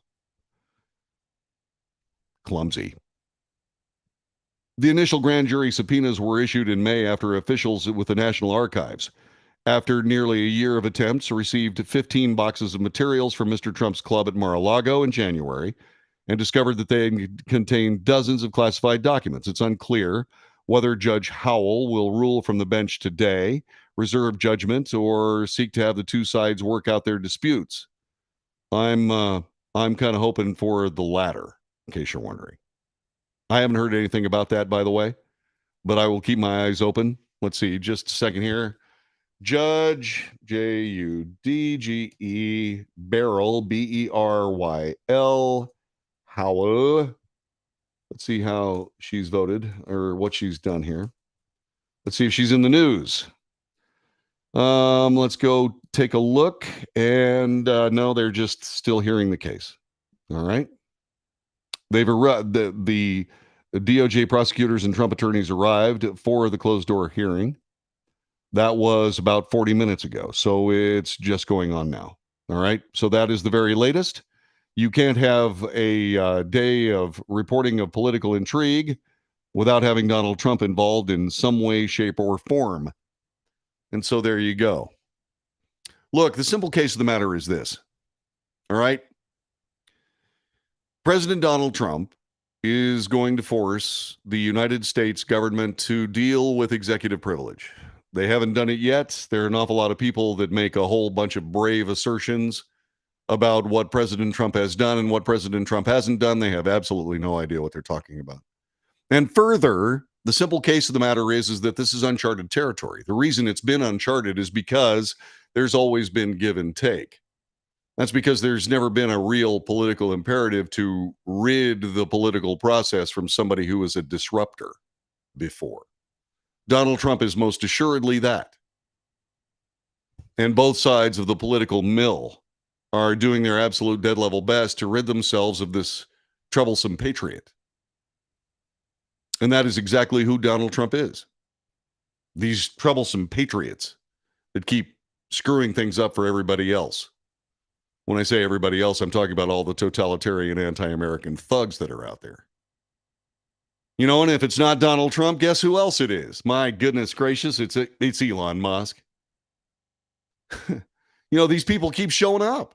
They keep showing up and ruining the absolute brilliance of a new political America based on the old, ineffective, incompetent political America. But for some reason, all we have to do at this point is we just have to get rid of all these people that, keep insisting on the Constitution. Yeah, they keep insisting on the Bill of Rights. We just got to get rid of all those people. Once we get rid of all those people, we'll be able to get this country all worked out. Really, really set on the right track, even though 71% of us believe it's on the wrong track. And they haven't even been able to accomplish anything yet. It's a mess. It's an absolute mess. But once again, I am absolutely confident that the people of the United States will indeed do the right thing regarding the greatest country in the history of the human endeavor. After, of course, we've tried everything else. This is the Wells Report. Back with more in just a moment.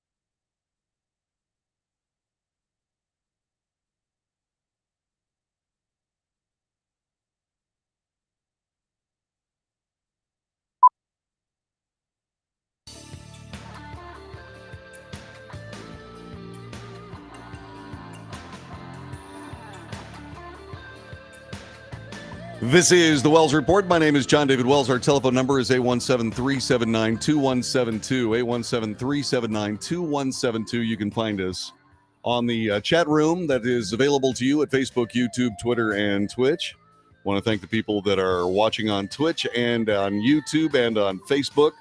Everybody's here, and we sure do appreciate it. By the way, if you're watching on Rumble or if you're watching on Patreon, this show was recorded earlier for playback just in case you wanted to see it at your particular convenient time. Yeah, so there you go. So when we start talking a little bit about America's political process, it's hard to find people that can cleanly express the obvious. Peggy Noonan tried on the WSJ, the Wall Street Journal opinion page. She tried.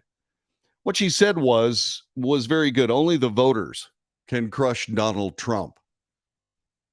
And I'm using that as a metaphor to either apply approval or disapproval to any political candidate for any reason. Peggy Noonan talks about the inevitability of Donald Trump being relegated to history and so on and so forth in nasty terms and so on. You can read the article if you want to. But the point of the matter is what I'd like to deal with at this particular moment.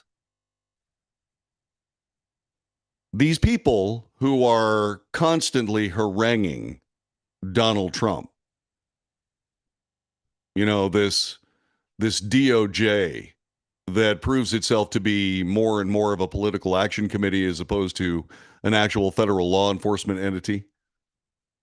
They are damaging themselves with every turn. It's not necessary. It's not necessary to chase Donald Trump. It's not. The same people, the same voters who took a look at what the political parties were offering and chose Donald Trump will now take a look at what the political parties are offering and either choose Donald Trump or not. But all of this really far forward-looking, all of this rumination over an election that is 2 years from now is essentially, and then trying to aspire to say that Donald Trump is irrelevant and so on, that he's the problem, etc. All we have to do is watch what the Republican Party does. They say that that Donald Trump was the problem for the Republican Party in the midterms. But you know what the problem was for the Republican Party in the midterms? The Republican Party. The Republican Party. They simply will not fight for whatever candidate they happen to have at the moment. They'll sit back and they'll grouse about how that candidate isn't of sufficient quality for me to support them. Baloney. The Republican Party is comprised of losers. And the Republican Party is happy with it. If they were unhappy with it, they'd do something about it. I mean, if you don't believe me, think about just exactly how many Democrats said garbage things about Jimmy Carter. Arguably, before Joe Biden showed up, Jimmy Carter was the worst president, certainly in our lifetimes, and maybe in the history of the Republic. But did the Democrat Party crap on Jimmy Carter? No. They talked about what a great human being he was when he started doing Habitat for Humanity. The Republican Party can't even elect a Speaker of the House after finally getting a majority. And look at what the Republican Party is doing with their last Republican president. The Republican Party truly and verily sucks. They are awful. They are unworthy of your support. I made the decision to stop supporting them. I wonder if you will as well. This is the Wells Report. Back with more in just a moment.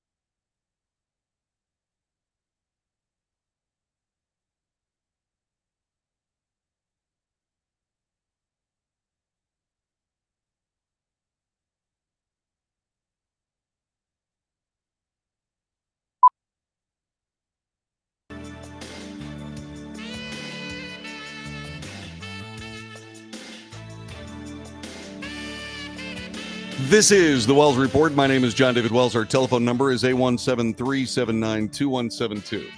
817-379-2172. From time to time, we have had the people from Project Veritas join us on the Wells Report.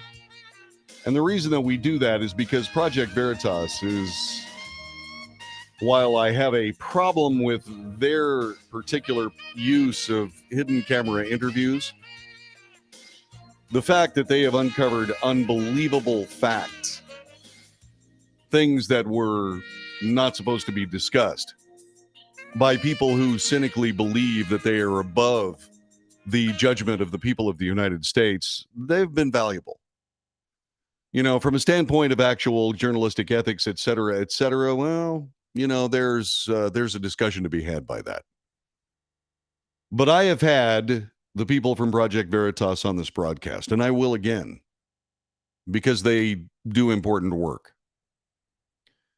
One of the things that we have seen in one of the unintended consequences of the pursuit of liberal politics or progressive politics on the part of the people of the United States through their votes, the unintended consequences are crazy people that are essentially insinuating themselves on our society. And what happened is that one of these people happens to be the dean of a prestigious private school in Chicago. And he was discussing how during LGBT Pride Month, Memorial Day, Pride Month, I'll let that sit with you as you see fit. Dean Joe Bruno was talking about how he had people from the LGBTQ plus community in to discuss their particular contributions to society to his students. Now, his students are young. They're children. We do a Pride Week every year. I had our LGBTQ plus health center come in. Okay. And what did they talk about? Well, in case you're wondering, the Parker school that they're talking about, the cost of enrollment at the institution ranges from just over $37,000 a year for junior kindergarten up to $42,000 a year for grade 12. So these are children that they're talking to here. And this was what they were talking about.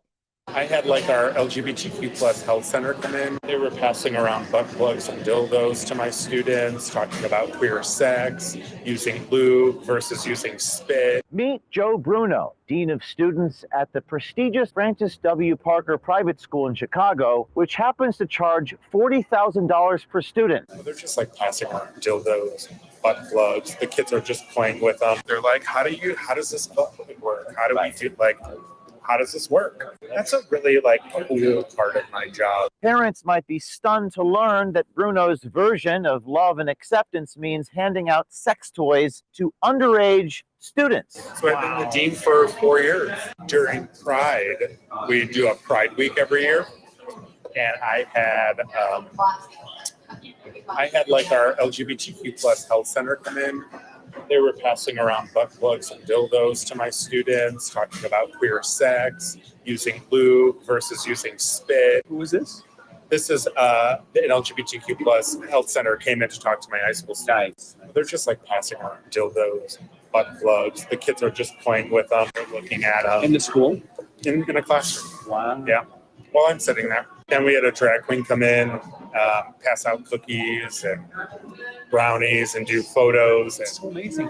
And everybody's cool with that, like the butt plugs and the dildos. Nobody complains. No. I mean, if the parents found out, would they? No. It's queer sex. This is the drag queen that came in. What's her name? Alexis Bevels. Alexis Devil. And just hung out in my classroom. And was there? Or hung out in my office. You have so much freedom. So much wiggle room. So much freedom. So much money. I mean, To do stuff. trustees are okay with that too? They don't know. They would. It's I wouldn't even run it by them. Why would I run it by them? They'd be like, "Oh my God, that's wonderful." Like, how old were the kids with the classroom? 14, 18. They're like, how does this work? How do we do, like, how does this work? Right. So yeah, that's a really like cool part of my job is I don't have to worry about stuff like that.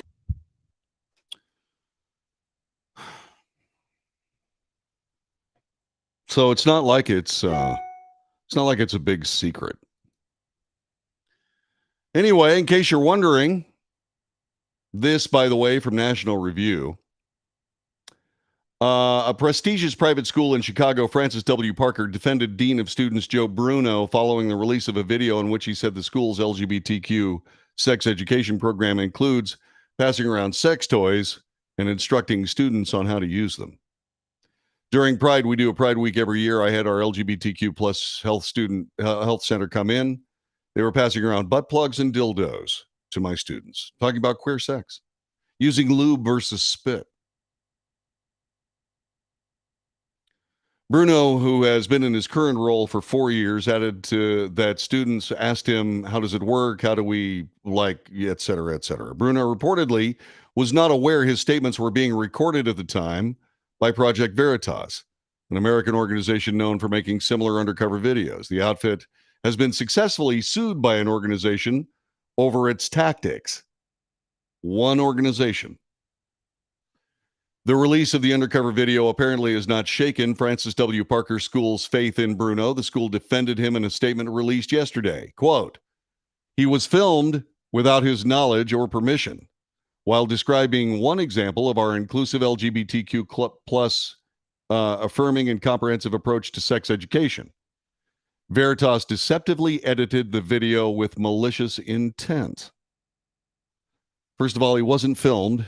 He wasn't even videotaped. He was recorded. There's no more film. There's no more videotape. You're acting like your parents. Veritas deceptively edited the video with malicious intent. Well, okay, that's their opinion. According to the outlet, the statement also said Parker administrators and the Parker Board of Trustees support Parker's programming, the strength and inclusivity of our class curriculum, and the dedicated and talented faculty and staff that teach it.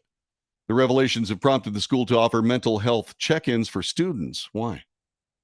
I mean, if this is all wonderful and everything, why would they need mental health check-ins? During the surreptitious video recording released by Project Veritas, the interviewer off camera tells Bruno, you have so much freedom, so much wiggle room, to which Bruno responds, so much freedom, so much money to do stuff. According to Parker's tuition and fees website section, cost of enrollment at the institution ranges from just over $37,000 a year for junior kindergarten to $42,000 a year for grade 12. You see, it's not sex education. It's not how reproductive science works. It's having sex education, which is different than sex education. I don't know why any parent would have their children subjected to any of this. But in what universe is this necessary? I mean, what are they doing here? What is the actual reason? Why would you even broach the subject? Regardless of what kind of sex you're talking about, in whose world is teaching kids 14 through 18 how to have sex? In what world does that correlate with anything close to being responsible? In fact, I know this is probably archaic, but there used to be a law called contributing to the delinquency of a minor. Can someone explain to me where that law went? Because it's obviously gone a long way, and it obviously needs to make a comeback.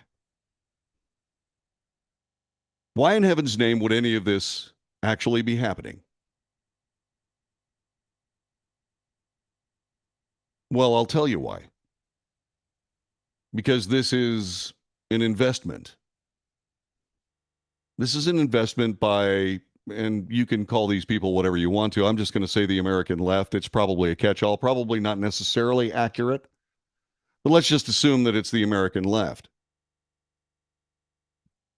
These are the same people that get all upset and angry when people say, my goodness gracious, you're groomers. Well, talking about how to have sex with children, what else would that be aside from grooming?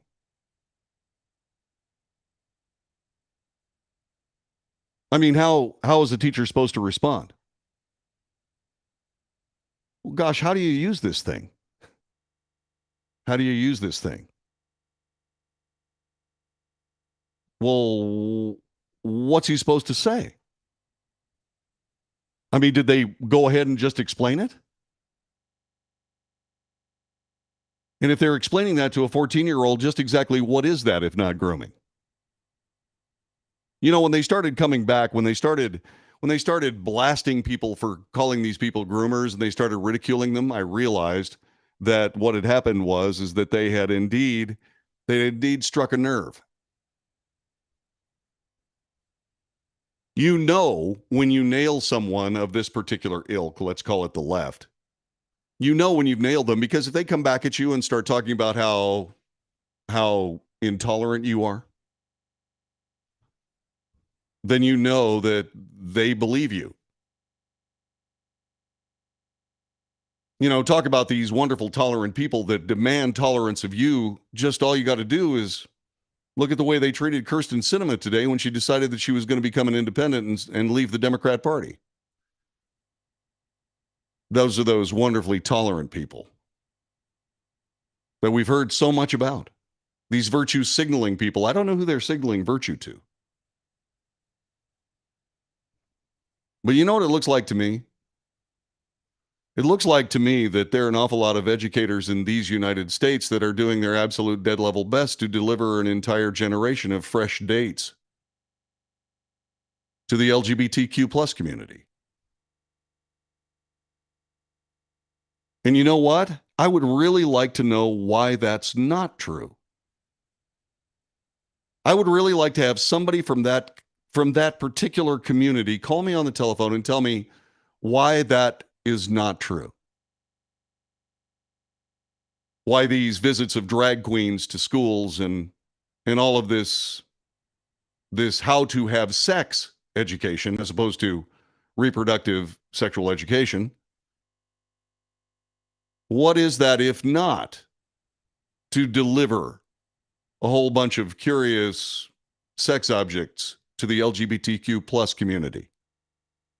And the only rule I have is that you can't attack me for asking the question. You have to answer it. You have to answer it on its merits.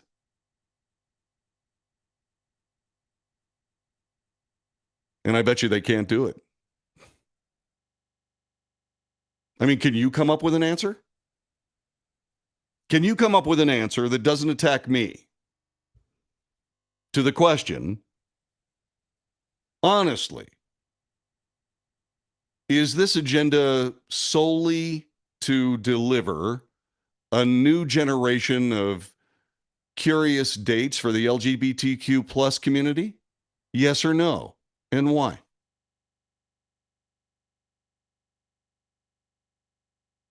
This is thoroughly disturbing. Yeah, it is thoroughly disturbing on every possible level. These are the same people that are trying to convince our kids that little boys are not little boys, but they're actually little girls, but they're actually little boys. And maybe what you should do is take these pills to keep you from having to actually make a decision for a while until you're older, so we can get the laws changed so that you can destroy your bodies for the sake of our political agenda. I mean, once again, all I'm asking is that you please, by all means, don't tell me why that's a bad question. Answer it. Don't try to slam me for asking what is a perfectly logical question. In case you're actually, not that you've asked, but in case somebody's actually interested in my motivation, you know what my motivation is? My motivation is to actually get you to answer the question. That's it. I want you to explain it to the American people, mom and pop America with their little kids.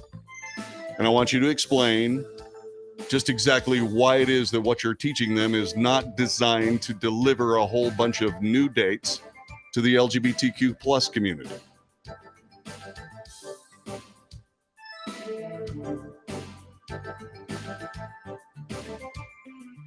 Can't do it. You know why? Because in my humble opinion, all of this is to deliver a whole bunch of brand new dates to the LGBTQ plus community. What else could it possibly be? Boy, I sure would like to have an answer to that question too. You're listening to The Wells Report. Back with more coming up in just a moment.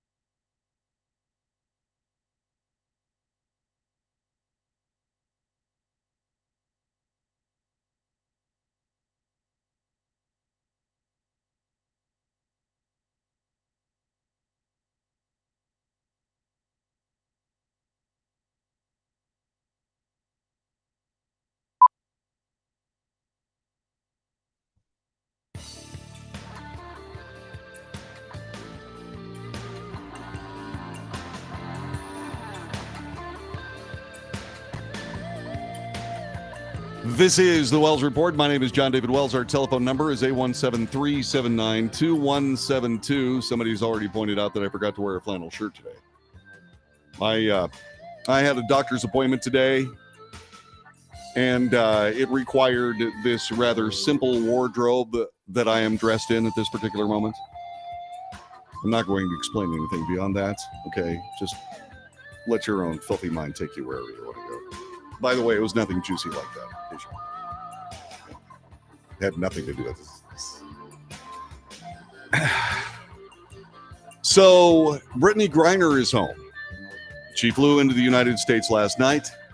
She is currently on a United States military base, and she is in a process of decompression, which I completely and totally approve of. She's going to get medical checkups, et cetera, make sure she's okay. She's going to get whatever treatment she needs. Including psychological treatment, which I assure you she needs. There is no doubt about it. I can tell you, having been taken away from hearth and home and doing something, in my case, completely voluntary, that it changed my life, changed me. And something that I used to not agree with, I wholeheartedly agree with at this particular moment, based on hard experience from my own experience in this. So she is going to take the next couple of weeks and work herself through getting back into America, which, once again, I totally approve of. Paul Whelan, on the other hand, is still in Russia and still in their custody for what is apparently a bogus charge of espionage. CNN published a kind of a story about why Paul Whelan is still there and Brittney Griner is here. And I'm going to share that with you. Russia refused to release Paul Whelan alongside Brittney Griner unless a former colonel from Russia's domestic spy organization currently in German custody was also released as a part of any prisoner swap. This, according to U.S. officials. Even as the U.S. offered up the names of several other Russian prisoners in U.S. custody they'd be willing to trade, the U.S. was unable to deliver on the release of ex-Colonel Vadim Krasikov because he is serving out a life sentence in Germany for murder. This is an exclusive from CNN. They first reported in August the Russians had requested that Krasikov be released along with Viktor Bout, a Russian arms dealer who was serving a 25-year sentence in the United States in exchange for Whelan and Griner. U.S. officials made quiet inquiries to the Germans whether they might be willing to include Krasikov in the trade, according to a senior government source. Ultimately, the U.S. was not able to secure the release of Krasikov. The German government was not willing to seriously consider including him, a man who assassinated a Georgian citizen in broad daylight in Berlin in 2019. They weren't planning on letting him go for any reason.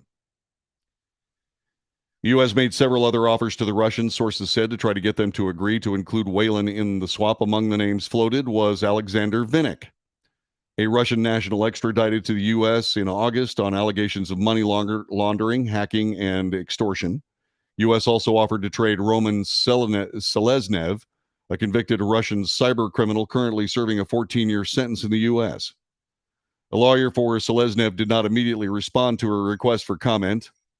Frederic Belot, a lawyer who represented Vinnik in France before his extradition to the U.S., told CNN today he was not aware of any current discussions between Moscow and Washington over including Vinnik in a potential prisoner swap. But Belot said he could see Vinnik being part of a prisoner swap negotiation in the future. They, Vinnik and Whelan, made part of the possible candidates for the make part of the possible candidates for the next swap, said Belot. Since Vinnik's extradition to the U.S. in August, Belot appealed directly to the Russian Foreign Minister Sergei Lavrov to help secure Vinnik's release from U.S. custody. But ultimately, the Russians indicated they'd only be willing to trade someone they considered to be a spy. Whelan, who was convicted on espionage charges in 2019 for one of Russia's own spies. In this particular case, Krasikov. The National Security Council declined to comment. A senior Biden administration official acknowledged to CNN Thursday the Russian side repeatedly demanded someone not even in U.S. custody, even as the U.S. made a number of different proposals. In the end, Russians kept asking for the same thing the U.S. simply could not deliver on. We've shown an openness to ask about that, which is actually available to us and gotten only in response to demand for something that is not available to us, said the official, reiterating that the Russians refused what had been offered to secure the release of Whelan. And so, while it doesn't make it any better, while there are many people that are saying a professional basketball player as opposed to a United States Marine, that may help a little bit. And once again, CNN did some first-rate journalism on that. I can only wonder if it's true. It does make sense. That would be a way for Russia to do that. But I find it very interesting that they'd be willing to actually name their guy, Krasikov, as a spy. That's interesting. Is there any good news today? I'm thinking about starting to drink after listening to this hour. Gary, I can assure you that as soon as this 15 seconds is over with, that I will indeed be doing exactly what you suggest. And I suggest you follow your own advice too. Have a great weekend. I'll see you back on Monday if I sober up in time. This has been the Wells Report. Take care. Oh my. It was a week, huh? Man. All right then. Like I said, there's a drink with my name on it. As a matter of fact, I think I'm gonna have a margarita. Jay Randall DuPape's gonna have a bourbon. I've got some of that too. That sounds good too. I'm not exactly sure what I'm gonna do, but I haven't had any alcohol for a couple of weeks. So I think I'm gonna break that string. And I hope that you're having, yes, by the way, yesterday, in case you're wondering, yesterday was really good. Actually, this has been I think that's my 5th or 6th live gig since I started playing drums in public again. And this one was the least sucky. I only had two real problems. One, my bass drum started crawling away from me in the middle of one song because I was being overly exuberant with my bass foot, and the drum started running away. So I had to stop in the middle and pull the drum back. That sucked. And then there was just one time where I was sitting around and I relaxed for a moment and forgot what I was doing, which happens. And but those were the only times that was an issue. Otherwise, I played pretty well. Not everything was perfect, but it was good. So next Thursday, we'll be back there again. The TBB, the Traditional Blues Band, yours truly playing the drums at the Dream Tacos in Bedford, Texas. If you hate that kick drum creep, me too. By the way, in case you're wondering, I've got these Drum Workshop pedals that I use. They're okay. They're not as good as my Speed King. Remember the Speed King, Ludwig Speed King pedal? God, that was a great pedal. Man, I love that thing. Anyway, the thing about it is that they have these little screws that screw down into whatever you're sitting on. I have a carpet that I use, and so I'm going to try to use those next time. I think they'll probably work.